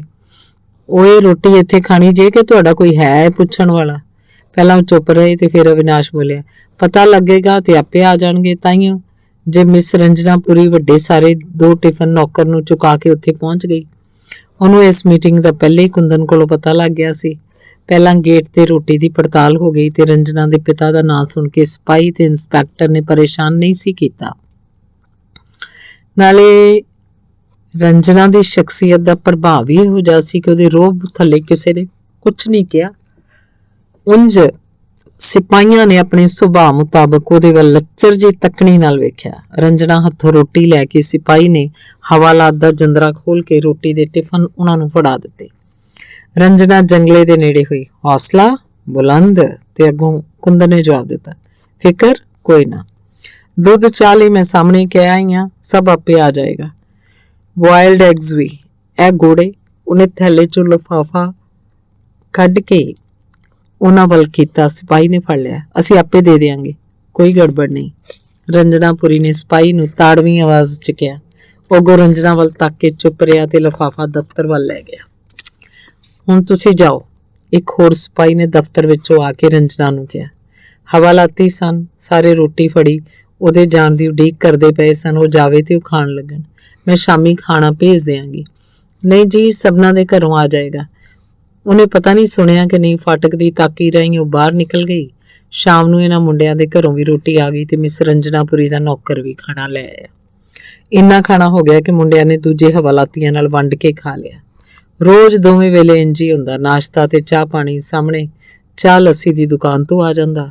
ਸਾਰੇ ਕਾਲਜ 'ਚ ਜਦੋਂ ਪਤਾ ਲੱਗਾ ਕਿ ਸਟੂਡੈਂਟਸ ਫੈਡਰੇਸ਼ਨ ਦੇ 5-6 ਲੀਡਰ ਫੜੇ ਗਏ ਨੇ ਤੇ ਉੱਥੇ ਵੀ ਸਰਕਾਰ ਦੇ ਖਿਲਾਫ ਬੜੇ ਨਾਅਰੇ ਲੱਗੇ। ਕਾਲਜ ਦੀ ਕੁਆਡਰੈਂਗ ਵਿਹੜਾ ਵਿੱਚ ਜਲਸਾ ਹੋਇਆ ਜਿੱਥੇ ਮੁੰਡਿਆਂ ਨੇ ਬਾਕੀ ਲੀਡਰਾਂ ਨੂੰ ਧੂਆਂ-ਧਾਰ ਤਕਰੀਰਾਂ ਕੀਤੀਆਂ ਤੇ ਫਿਰ ਨਾਅਰੇ ਲਾ ਕੇ ਸਾਰੇ ਕਾਲਜ ਦੀ ਬਿਲਡਿੰਗ ਦੁਆਲੇ ਚੱਕਰ ਕੱਟਿਆ। ਪ੍ਰਿੰਸੀਪਲ ਨੂੰ ਜਦੋਂ ਸਟੂਡੈਂਟਸ ਮਿਲੇ ਤਾਂ ਉਹਨੇ ਅੱਗੋਂ ਇੰਨਾ ਹੀ ਕਿਹਾ, ਮੈਂ ਅੱਜ ਉਹਨਾਂ ਨੂੰ ਮਿਲਣ ਜਾਵਾਂਗਾ ਤੇ ਕੱਲ ਸਾਰੇ ਸਟੂਡੈਂਟਸ ਨੂੰ ਦੱਸਾਂਗਾ। ਵਿਦਿਆਰਥੀ ਖਿਲਰ ਗਏ। ਉਸ ਦਿਨ ਪੜ੍ਹਾਈ ਨਹੀਂ ਹੋਈ। ਸਭ ਆਪੋ ਆਪਣੇ ਘਰੋਂ ਘਰੀ ਚਲੇ ਗਏ। ਹਵਾਲਾਤੀਆਂ ਨੂੰ ਜਦੋਂ ਉੱਥੇ ਸੌਣਾ ਪਿਆ ਤਾਂ ਉਹਨਾਂ ਨੂੰ ਪਤਾ ਲੱਗਾ ਕਿ ਟੱਟੀ ਪਿਸ਼ਾਬ ਦੀ ਬੋਝ ਕਿਵੇਂ ਸੁੱਤਾ ਜਾਂਦਾ ਹੈ। ਮੱਛਰ ਨੇ ਵੱਖਰਾ ਤੰਗ ਕੀਤਾ। ਕੁੰਦਨ ਨੂੰ ਇਹਨਾਂ ਸਾਰੀਆਂ ਗੱਲਾਂ ਦੀ ਤਕਲੀਫ ਘੱਟ ਹੀ ਹੋਈ ਕਿਉਂਕਿ ਉਹ ਘਰ ਦੀ ਘੁੱਟਣ ਤੇ ਮੱਛਰਾਂ ਦਾ ਆਦੀ ਸੀ। ਤਕਲੀਫ ਤੇ ਹੋਈ ਉਮੀ ਸੱਬਰਵਾਲ ਨੂੰ ਤੇ ਅਵਿਨਾਸ਼ ਨੂੰ। ਪਰ ਸਵੇਰੇ ਜਦੋਂ ਹਾਲੀ ਨਾਸ਼ਤਾ ਕਰਕੇ ਹਟੀ ਸੀ ਕਿ ਪ੍ਰਿੰਸੀਪਲ ਹਾਰਵੇ ਉਹਨਾਂ ਦੇ ਸਾਹਮਣੇ ਆ ਖਲੋਤਾ। ਵੈਲ ਮਾਈ ਬॉयਜ਼, ਵੇਖ ਕੇ ਸਾਰੇ ਗਦਗਦ ਹੋ ਗਏ। ਯੈਸ ਸਰ, ਠੀਕ ਹੈ, ਹਾਂਜੀ, keep it up, thank you sir, any problem? No sir, ਚੜ੍ਹਦੀਆਂ ਕਲਾਂ ਨੇ। ਕਿਆ ਬੋਲਾ? ਇਹ ਕਹਿੰਦੇ ਜੀ in high spirits. That's fine. Principal ने इंस्पेक्टर ਨੂੰ ਕਿਹਾ, इनका ख्याल रखना, कोई तकलीफ ना हो। जी जनाब। ਕੱਲ ਰੰਜਨਾਪੁਰੀ ਆਈ ਸੀ ਤੇ ਅੱਜ ਸਵੇਰੇ ਸਵੇਰੇ ਪ੍ਰਿੰਸੀਪਲ ਆ ਗਿਆ। ਮੁੰਡਿਆਂ ਨੂੰ ਤੇ ਸਵਾਦ ਹੀ ਆ ਗਿਆ। ਫਿਰ ਸਾਰੀ ਦਿਹਾੜੀ ਕਈ ਪ੍ਰੋਫੈਸਰ ਵੀ ਆਏ ਤੇ ਮੁੰਡੇ ਵੀ। ਪ੍ਰੋਫੈਸਰ ਦੇਵ ਵਰਤ ਵੀ ਆਉਣਾ ਚਾਹੁੰਦਾ ਸੀ ਪਰ ਜਦੋਂ ਉਹਨੂੰ ਪਤਾ ਲੱਗਾ ਵੀ ਕੁੰਦਨ ਵੀ ਜੇਲ੍ਹ 'ਚ ਤਾਂ ਉਹਨੂੰ ਆ ਕੇ ਮਿਲਣ ਦਾ ਇਰਾਦਾ ਰੱਦ ਕਰ ਦਿੱਤਾ। ਕੁੰਦਨ ਉਹਨੂੰ ਕ੍ਰਿਸ਼ਨਾਦੀਪ ਦੇ ਸਾਹਮਣੇ ਸਾਲਾ ਪ੍ਰੋਫੈਸਰ ਕਹਿੰਦਾ ਹੁੰਦਾ ਸੀ ਪਰ ਹੁਣ ਰੰਜਨਾਪੁਰੀ ਨਾਲ ਸਾਂਝ ਜੁੜਨ ਤੋਂ ਪਿੱਛੋਂ ਉਹਨੂੰ ਉਹਦੇ ਮਨੋਂ ਲੈ ਗਿਆ ਸੀ। ਜਿਵੇਂ ਜਿਵੇਂ ਉਹਨਾਂ ਹਵਾਲਾਤੀਆਂ ਨੂੰ ਯਾਰ ਦੋਸਤ ਮਿਲਣ ਆਉਂਦੇ ਤਿਵੇਂ ਤਿਵੇਂ ਉਹਨਾਂ ਨੂੰ ਆਪਣੀ ਕੈਦ ਹੋਣ ਦੇ ਅੰਦਰੋਂ ਖੁਸ਼ੀ ਵੀ ਹੁੰਦੀ। 2 ਦਿਨ ਲੰਘ ਗਏ, 4 ਦਿਨ ਲੰਘ ਗਏ। ਪ੍ਰਿੰਸੀਪਲ ਇੱਕੋ ਵਾਰੀ ਆਇਆ ਸੀ ਪਰ ਉਹਦੇ ਹੌਸਲੇ ਭਰੇ ਸ਼ਬਦਾਂ ਨੇ ਉਹਨਾਂ ਨੂੰ ਉਤਸ਼ਾਹ ਵਿੱਚ ਰੱਖਿਆ ਸੀ। ਉਹਨਾਂ ਨੂੰ ਇਸ ਗੱਲ ਦਾ ਮਾਣ ਵੀ ਸੀ ਕਿ ਅੰਗਰੇਜ਼ ਪ੍ਰਿੰਸੀਪਲ ਉਹਨਾਂ ਨੂੰ ਮਿਲਣ ਵੀ ਆਇਆ ਸੀ ਤੇ ਪ੍ਰੋਫੈਸਰਾਂ ਦੇ ਆਉਣ ਕਰਕੇ ਇੰਜ ਲੱਗਦਾ ਸੀ ਜਿਕਨ ਸਾਰਾ ਜਹਾਨ ਉਹਨਾਂ ਦੇ ਨਾਲ ਹੋਵੇ। ਉਂਝ ਜੇਕਰ ਪ੍ਰਿੰਸੀਪਲ ਨਾ ਆਉਂਦਾ ਤਾਂ ਸ਼ਾਇਦ ਪ੍ਰੋਫੈਸਰ ਕੋਈ ਵੀ ਇੰਨੀ ਦਲੇਰੀ ਨਾ ਕਰਦਾ। ਹੁਣ ਉਹਨਾਂ ਸਰਕਾਰੀ ਨੌਕਰਾਂ ਨੂੰ ਪ੍ਰਿੰਸੀਪਲ ਦੇ ਆਉਣ ਕਰਕੇ ਇੱਕ ਓਲਾ ਜਿਹਾ ਮਿਲ ਗਿਆ ਸੀ ਤੇ 2 ਪ੍ਰੋਫੈਸਰਾਂ ਨੇ ਕਿਹਾ ਸੀ, ਛੱਡੋ ਪਰੇ, ਕਿੱਥੇ ਫਸ ਗਏ ਹੋ, ਕੈਰੀਅਰ ਖਰਾਬ ਹੋ ਜਾਣਗੇ। ਸਰ, ਦੇਸ਼ ਲਈ ਕੈਦ ਹੋਣ ਨਾਲੋਂ ਵੱਡਾ ਕੈਰੀਅਰ ਕਿਹੜਾ ਹੋ ਸਕਦਾ ਹੈ? ਇਹਨਾਂ ਹਵਾਲਾਤੀਆਂ ਨੂੰ ਨਾ ਕਿਸੇ ਮੈਜਿਸਟ੍ਰੇਟ ਸਾਹਮਣੇ ਪੇਸ਼ ਕੀਤਾ ਗਿਆ, ਨਾ ਉਹਨਾਂ ਨੂੰ ਜੇਲ੍ਹ ਭੇਜਿਆ ਗਿਆ। ਕੋਤਵਾਲੀ ਦੀ ਹਵਾਲਾਤ 'ਚ ਡੱਕੇ ਉਹ ਵੀ ਖੁਸ਼ ਰਹੇ ਤੇ ਯਾਰ ਦੋਸਤ ਵੀ। ਇੱਥੇ ਸਾਰਿਆਂ ਲਈ ਮਿਲਣ ਆਉਣਾ ਸੌਖਾ ਸੀ ਤੇ ਘਰਦਿਆਂ ਲਈ ਰੋਟੀ ਪਹੁੰਚਾਉਣੀ ਸੌਖੀ ਸੀ। ਮਿਸ ਰੰਜਨਾਪੁਰੀ ਰੋਜ਼ ਆਉਂਦੀ ਸੀ। ਉਹਦਾ ਨੌਕਰ ਦੋਵੇਂ ਵੇਲੇ 2 ਵੱਡੇ ਟਿਫਨ ਭਰ ਕੇ ਲਿਆਉਂਦਾ। ਦੂਜੇ ਹਵਾਲਾਤੀਆਂ ਨਾਲ ਵੰਡ ਕੇ ਖਾਣ ਲਈ ਉਹਨਾਂ ਦੀ ਚੰਗੀ ਪੈਂਠ ਵੱਜ ਗਈ। 15 ਦਿਨਾਂ ਬਾਅਦ ਰਿਹਾ ਹੋ ਗਏ। ਕਾਲਜ 'ਚ ਜਲਸਾ ਹੋਇਆ ਤੇ ਰੱਜ ਕੇ ਉਹਨਾਂ ਦੀ ਤਾਰੀਫ ਕੀਤੀ ਗਈ। ਜੇਲ੍ਹ ਯਾਤਰਾ ਨੂੰ ਆਪ ਤੇ ਪਿਕਨਿਕ ਹੀ ਸਮਝਦੇ ਸੀ, ਭਾਵੇਂ ਦੂਜੇ ਦੋਸਤ ਵੱਡਾ ਮਾਰਕਾ। ਕੁੰਦਨ ਨੇ ਇਹਨਾਂ 15 ਦਿਨਾਂ 'ਚ ਮੁਹੱਬਤ ਦੀਆਂ 2 ਨਜ਼ਮਾਂ ਲਿਖੀਆਂ। ਦੇਸ਼ ਭਗਤੀ ਉੱਤੇ ਮੁਹੱਬਤ ਸਵਾਰ ਰਹੀ। ਵਿਹਾਰ ਦੇਸ਼ ਪਿਆਰ ਦਾ ਪਰ ਵਿਚਾਰ ਮੁਹੱਬਤ ਦਾ। ਉਹ ਕਾਲਜ ਦੇ ਹੀਰੋ ਬਣ ਗਏ। ਕੁੰਦਨ ਨੂੰ ਮਿਸ ਰੰਜਨਾਪੁਰੀ ਨੇ ਆਪਣੇ ਘਰ ਖਾਣੇ ਤੇ ਬੁਲਾਇਆ। ਪਹਿਲਾ ਭਾਗ 9ਵਾਂ ਅੰਗ। ਜਿਸ ਸ਼ਾਮ ਕੁੰਦਨ ਨੇ ਰੰਜਨਾਪੁਰੀ ਦੇ ਘਰ ਖਾਣਾ ਖਾਧਾ ਉਸੇ ਸ਼ਾਮ ਹੀ ਉਹਨੂੰ ਅਹਿਸਾਸ ਹੋਇਆ ਕਿ ਰੰਜਨਾਪੁਰੀ ਨਾ ਸਿਰਫ ਉਹਦੀ ਸ਼ਾਇਰੀ ਤੇ ਫਿਦਾ ਸੀ ਸਗੋਂ ਉਹਦੇ ਤੇ ਵੀ ਫਿਦਾ ਸੀ। ਉਹਨੂੰ ਅਹਿਸਾਸ ਨਹੀਂ ਹੋਇਆ ਕਿ ਉਹਦਾ ਇਹ ਖਿਆਲ ਭਰਮ ਵੀ ਹੋ ਸਕਦਾ ਹੈ ਜਿਹੜਾ ਇਸ ਉਮਰੇ ਹੋਣਾ ਬੜਾ ਸੁਭਾਵਕ ਹੈ। ਖਾਣਾ ਖਾ ਕੇ ਜਦੋਂ ਉਹਨਾਂ ਦੀ ਕੋਠੀ ਦੇ ਗੇਟ ਤੋਂ ਬਾਹਰ ਨਿਕਲਿਆ ਉਦੋਂ ਰੰਜਨਾ ਦੇ ਪਿਤਾ ਮਿਸਟਰ ਪੁਰੀ ਨੇ ਉਹਨੂੰ ਅੰਦਰ ਹੀ ਹੱਥ ਮਿਲਾ ਕੇ ਵਿਦਾ ਕਰ ਦਿੱਤਾ ਪਰ ਰੰਜਨਾ ਸੜਕ ਤੇ ਖਲੋਤੀ ਉਹਨੂੰ ਵਿਦਾ ਕਰਨ ਆਈ। ਇੰਜ ਗੱਲਾਂ ਕਰੀ ਜਾਂਦੀ ਸੀ ਜਿਕਨ ਉਹਨੇ ਕਈ ਅਜਿਹੀਆਂ ਗੱਲਾਂ ਕਰਨੀਆਂ ਹੁਣ ਜਿਹੜੀਆਂ ਉਹ ਸ਼ਾਮ ਦੇ 7 ਵਜੇ ਤੋਂ ਲੈ ਕੇ ਹੁਣ ਤੱਕ ਨਾ ਕਰ ਸਕੀ ਹੋਵੇ। ਹੁਣ ਵੀ ਜਿਹੜੀਆਂ ਗੱਲਾਂ ਉਹ ਕਰਦੀ ਪਈ ਸੀ ਉਹ ਗੱਲਾਂ ਇਹੋ ਜਿਹੀਆਂ ਨਹੀਂ ਸਨ ਜਿਹੜੀਆਂ ਉਹਦੇ ਪਿਤਾ ਦੇ ਸਾਹਮਣੇ ਨਹੀਂ ਸਨ ਹੋ ਸਕਦੀਆਂ। ਮੈਂ ਕੱਲ ਆਪਣੇ ਨਾਨਕੇ ਜਾਣਾ ਅੰਮ੍ਰਿਤਸਰ, ਅੱਜ ਕੱਲ ਵਿਹਲੀਆਂ, ਮਹਿਲਾ ਮੰਡਲ ਦੀ ਮੀਟਿੰਗ ਅਗਲੇ ਹਫਤੇ ਹੋਣੀ ਆ, ਉਦੋਂ ਤੱਕ ਆ ਜਾਵਾਂਗੀ। ਪਾਪਾ ਕਹਿੰਦੇ ਨੇ ਕੁਝ ਦਿਨ ਹੋ ਆ, ਉੱਥੇ ਤੇਰੀ ਨਾਨੀ ਬੜਾ ਯਾਦ ਕਰਦੀ ਹੈ। ਤੇ ਕੁੰਦਨ ਨੇ ਸੋਚਿਆ ਵਿੱਚੋਂ ਪਤਾ ਨਹੀਂ ਕੀ ਮਤਲਬ ਹੈ ਉੱਥੇ ਭੇਜਣ ਦਾ। ਅਗਲੀ ਗੱਲ ਉਹ ਸੋਚਣੋਂ ਰਹਿ ਗਿਆ ਕਿਤੇ ਮੇਰੇ ਕਰਕੇ ਤਾਂ ਨਹੀਂ ਭੇਜਦੇ ਪਏ ਉੱਥੇ। ਪਰ ਇਹ ਜਿਹੜਾ ਪ੍ਰੋਫੈਸਰ ਦੇਵਬ੍ਰਤ ਦੀ ਭੈਣ ਬਬਲੀ ਵਾਂਗ ਸਦਾ ਲਈ ਬਲੋਚਿਸਤਾਨ ਚੱਲੀਏ, ਇੱਥੇ ਅੰਮ੍ਰਿਤਸਰ ਹੀ ਚੱਲੀਏ, 2-4 ਦਿਨਾਂ ਨੂੰ ਆ ਜਾਏਗੀ। ਤੇ ਅਚਾਨਕ ਉਹ ਆਪਣੀਆਂ ਸੋਚਾਂ ਵਿੱਚੋਂ ਤਰਬਕ ਕੇ ਨਿਕਲ ਆਇਆ। ਜਦੋਂ ਰੰਜਨਾ ਨੇ ਕਿਹਾ ਆਪ ਵੀ ਮੇਰੇ ਸਾਥ ਚਲੇ। ਕਹਾਂ? ਉਹਨੇ ਇੰਜ ਪੁੱਛਿਆ ਜਿੱਕਣ ਉਹਦੀ ਗੱਲ ਨਾ ਸੁਣੀ ਹੋਵੇ। ਅੰਮ੍ਰਿਤਸਰ। मैं क्या करूँगा? घूमेंगे। कब चलना है? कल सवेरे 9:30 बजे की गाड़ी। ठीक है, मैं स्टेशन पर आ जाऊँगा। तो उन्हें अपना हाथ अगे बढ़ा दिता। चलता हूँ, आप भी अब अंदर जाइए। रंजना ने भी अपना हाथ अगे बढ़ा दिता। कुंदन ने रंजना के हत्थां नूं दोवां हत्थां 'च लै लिया। पोला जिहा दबिया। छड्डण तो पहलां नींह जला के रंजना वल तक्किया। मध्यम चाननी च ਉਹਦੇ चेहरे तो कुछ नहीं पढ़ सकिया। सिर्फ हत्थां दी छोह तो ही पता लगा कि रंजना ने भी ਉਹਦਾ हथ पोला जिहा घुट लिया सी। इस वारी दोवें चुप खलोते रहे। कुंदन दे जिस्म चों लंघदियां तरंगां करके लत्तां कंबण लग पईयां सन। ਉਹਨੂੰ इंज लगा जिकन ਉਹਦੇ पैर थिड़क जाणगे। ਉਹ ਇੱਕ कदम होर अगेरे होया रुक गया। अनाड़ी फिल्मी हीरो वांग ਉਹਦੀ हिम्मत नहीं पई कि अगे वध के रंजना ਨੂੰ ਆਪਣੀਆਂ ਬਾਹਾਂ 'ਚ ਲਵੇ। पर मैं चलता हूं कह के अपना हथ ਉਹਦੇ ਹੱਥਾਂ ਵਿੱਚੋਂ ਖਿਸਕਾ ਕੇ ਪਿੱਠ ਪਰਤਾ ਕੇ ਟੁਰ ਪਿਆ। ਬਿਨਾਂ ਵੇਖਿਆ ਹੀ ਉਹਨੂੰ ਜਾਪਿਆ ਕਿ ਰੰਜਨਾ ਹਾਲੇ ਵੀ ਗਲੀ ਦੇ ਗੇਟ ਤੇ ਖੜੀ ਸੀ। ਮੁੜ ਕੇ ਤੱਕਿਆ। ਰੰਜਨਾ ਨੇ ਅੱਗੋਂ ਹੱਥ ਉੱਚਾ ਕਰਕੇ ਬਾਏ ਕੀਤਾ। ਕੁੰਦਨ ਭਾਵੇਂ ਦਰਖਤ ਥੱਲੇ ਡੱਬ ਖੜੱਬੇ ਚਾਨਣ 'ਚ ਸੀ ਤਾਂ ਵੀ ਉਹਨੇ ਹੱਥ ਹਿਲਾ ਦਿੱਤਾ ਤੇ ਫੁਹਾਰੇ ਵਾਲੇ ਚੌਕ ਵੱਲ ਟੁਰ ਪਿਆ। ਤੁਰਦਿਆਂ ਤੁਰਦਿਆਂ ਕੁੰਦਨ ਦੀਆਂ ਅੱਖਾਂ ਮੀਟੀਆਂ ਗਈਆਂ ਜਿਵੇਂ ਨਸ਼ੇ ਦੀ ਤੋਟ ਆ ਗਈ ਹੋਵੇ। ਜੇ ਕੋਈ ਵੇਖਦਾ ਤੇ ਉਹਨੇ ਤੇ ਇਹੋ ਸਮਝਣਾ ਸੀ ਕਿ ਬਾਊ ਟੁੰਨ ਹੋਇਆ ਫਿਰਦਾ। ਉਹਨੇ ਬੇਹੋਸ਼ੀ ਜਿਹੀ 'ਚ ਹੱਥ ਵਧਾਇਆ। ਕਿਸੇ ਨੇ ਉਹਦਾ ਹੱਥ ਫੜ ਲਿਆ। ਦੂਜਾ ਹੱਥ ਵਧਾ ਕੇ ਕੁੰਦਨ ਨੇ ਉਸ ਹੱਥ ਨੂੰ ਦੋਵਾਂ ਹੱਥਾਂ 'ਚ ਲੈ ਕੇ ਪਲੋਸਿਆ ਤੇ ਫਿਰ ਆਪਣੇ ਵੱਲ ਖਿੱਚਿਆ। ਕੋਈ ਉਹਦੇ ਨਾਲ ਆ ਲੱਗਾ। ਉਹਦੇ ਦੁਆਲੇ ਦੋ ਨਰਮ ਬਾਹਾਂ ਵਲੀਆਂ ਗਈਆਂ। ਇੰਜ ਲੱਗਾ ਸਵੇਰੇ ਸਵੇਰੇ ਮੂੰਹ ਨੇਰੇ ਬਬਲੀ ਛੱਤ ਦਾ ਬਨੇਰਾ ਟੱਪ ਕੇ ਕ੍ਰਿਸ਼ਨਾਦੀਪ ਦੇ ਘਰ ਆ ਗਈ ਹੋਵੇ ਤੇ ਆਉਂਦੇ ਹੀ ਉਹਨੇ ਕੁੰਦਨ ਨੂੰ ਜੱਫੀ ਪਾ ਲਈ ਹੋਵੇ। ਕੁੰਦਨ ਨੇ ਵੀ ਹਫੀ ਹੋਈ ਬਬਲੀ ਨੂੰ ਨਪੇੜ ਲਿਆ ਤੇ ਬੁੱਲ ਉਹਦੇ ਬੁੱਲਾਂ ਤੇ ਰੱਖ ਦਿੱਤੇ। ਹੈਂ, ਇਹ ਤੇ ਬਬਲੀ ਨਹੀਂ ਸੀ, ਇਹ ਤੇ ਰੰਜਨਾ ਸੀ ਜਿਹੜੀ ਉਹਨੂੰ ਸੋਫੇ ਤੇ ਬਿਠਾ ਕੇ ਉਹਦੇ ਨਾਲ ਢੁੱਕ ਕੇ ਬਹਿ ਗਈ ਸੀ ਤੇ ਆਪਣੀ ਬਾਹ ਉਹਦੇ ਦੁਆਲੇ ਬੁਲਾ ਦਿੱਤੀ ਸੀ। ਪੱਖਾ ਚੱਲਦਾ ਪਿਆ ਸੀ। 0 ਵਾਟ ਦਾ ਬੱਲਬ ਜਗਦਾ ਪਿਆ ਸੀ ਤੇ ਰੰਜਨਾ ਦੀਆਂ ਜ਼ੁਲਫਾਂ ਕੁੰਦਨ ਦੇ ਮੋਢਿਆਂ ਤੇ ਖਿਲ ਰਹੀਆਂ ਪਈਆਂ ਸਨ। ਕੁੰਦਨ ਨੇ ਜ਼ੁਲਫਾਂ ਵਿਚਲੀ ਖੁਸ਼ਬੂ ਨੂੰ ਸੁੰਘਿਆ ਤੇ ਆਪਣਾ ਮੂੰਹ ਉਹਦੀਆਂ ਉਹਨਾਂ ਜ਼ੁਲਫਾਂ 'ਚ ਛੁਪਾ ਲਿਆ। ਤੱਕ ਤੱਕ ਛਕ ਛਕ ਉਹਦਾ ਦਿਲ ਧੜਕਦਾ ਪਿਆ ਸੀ ਤੇ ਉਹ ਕਚਹਿਰੀ ਦੇ ਪੁਲ ਤੇ ਖਲੋਤਾ ਇੰਜਣ ਦੀ ਛੁਕ ਛੁਕ ਸੁਣਦਾ ਹਵਾ 'ਚ ਤੱਕਦਾ ਪਿਆ ਸੀ। ਇੰਜ ਲੱਗਾ ਜਿੱਕਣ ਉਹ ਸੁਪਨੇ ਤੋਂ ਜਾਗਿਆ ਹੋਵੇ। ਟੁਰਦਾ ਟੁਰਦਾ ਉਹ ਕਚਹਿਰੀ ਦੇ ਪੁਲ ਤੱਕ ਅੱਪੜ ਗਿਆ ਸੀ। ਕੰਬਦੀਆਂ ਲੱਤਾਂ ਨਾਲ ਉਹ ਕਚਹਿਰੀ ਦਾ ਪੁਲ ਉਤਰ ਕੇ ਘੰਟਾ ਘਰ ਕੋਲੋਂ ਲੰਘ ਕੇ ਦਰੇਸੀ ਗਰਾਊਂਡ ਵੱਲ ਚਲਾ ਗਿਆ। ਜਦੋਂ ਫੁਹਾਰੇ ਵਾਲੇ ਚੌਕ 'ਚ ਪਹੁੰਚਿਆ ਸੀ ਤਾਂ ਉਹਦੇ ਮਨ 'ਚ ਮਹਿਕਦੀ ਖੁਸ਼ੀ ਖੌਰੂ ਪਾ ਰਹੀ ਸੀ। ਉਹਦਾ ਮਨ ਕੀਤਾ ਸੀ ਕਿ ਉਹ ਹੁਣੇ ਹੀ ਕ੍ਰਿਸ਼ਨਾਦੀਪ ਦੇ ਘਰ ਜਾ ਕੇ ਅੱਜ ਦੀ ਮੁਲਾਕਾਤ ਦੀ ਇੱਕ ਗੱਲ ਦੱਸੇ। ਕਿਵੇਂ ਉਹਨੇ ਸ਼ੇਰ ਸੁਣਾਏ, ਕਿਵੇਂ ਰੰਜਨਾ ਨੇ ਕੁੰਦਨ ਦੀਆਂ ਅੱਖਾਂ 'ਚ ਅੱਖਾਂ ਪਾ ਕੇ ਸ਼ੇਰ ਸੁਣੇ, ਦਾਤ ਦਿੱਤੀ। ਕਿਵੇਂ ਉਹ ਜਦੋਂ ਇਕੱਲੀ ਬੈਠਕ ਵਿੱਚ ਸੀ ਤੇ ਉਹਦੇ ਨਾਲ ਢੁੱਕ ਕੇ ਬਹਿ ਗਈ ਸੀ ਤੇ ਫਿਰ ਜਦੋਂ ਉਹਨੇ ਸ਼ਰਬਤ ਬਣਾ ਕੇ ਆਪਣੇ ਹੱਥੀਂ ਉਹਨੂੰ ਫੜਾਇਆ ਸੀ ਤਾਂ ਫਿਰ ਉਹ ਸਾਹਮਣੇ ਕੁਰਸੀ ਤੇ ਉਹਦੇ ਵੱਲ ਉੱਲਰ ਕੇ ਤਲੀ ਤੇ ਠੋਡੀ ਰੱਖ ਕੇ ਬਹਿ ਗਈ ਸੀ ਤੇ ਬਿਨਾਂ ਕੁਝ ਬੋਲਿਆ ਹੀ ਤਰਲ ਅੱਖਾਂ ਨਾਲ ਉਹਨੂੰ ਮਦਹੋਸ਼ ਕਰਦੀ ਰਹੀ ਸੀ। ਪਰ ਹੁਣ ਉਹਦੇ ਜਾਗਦੇ ਸੁਪਨੇ ਤੋਂ ਪਿੱਛੋਂ ਉਹਨੂੰ ਇੰਜ ਲੱਗਾ ਕਿ ਰੰਜਨਾ ਦੀ ਗੱਲ ਕ੍ਰਿਸ਼ਨਾਦੀਪ ਨਾਲ ਕਰਨੀ, ਉਹਦੇ ਇਸ ਦਰਸ਼ਨ ਦਾ ਜ਼ਿਕਰ ਕਰਨਾ ਨਿਰਾਦਰ ਵਾਲੀ ਗੱਲ ਹੋਏਗੀ। ਉਹਨੇ ਕ੍ਰਿਸ਼ਨਾਦੀਪ ਵੱਲ ਜਾਣ ਦਾ ਇਰਾਦਾ ਹੀ ਬਦਲ ਦਿੱਤਾ।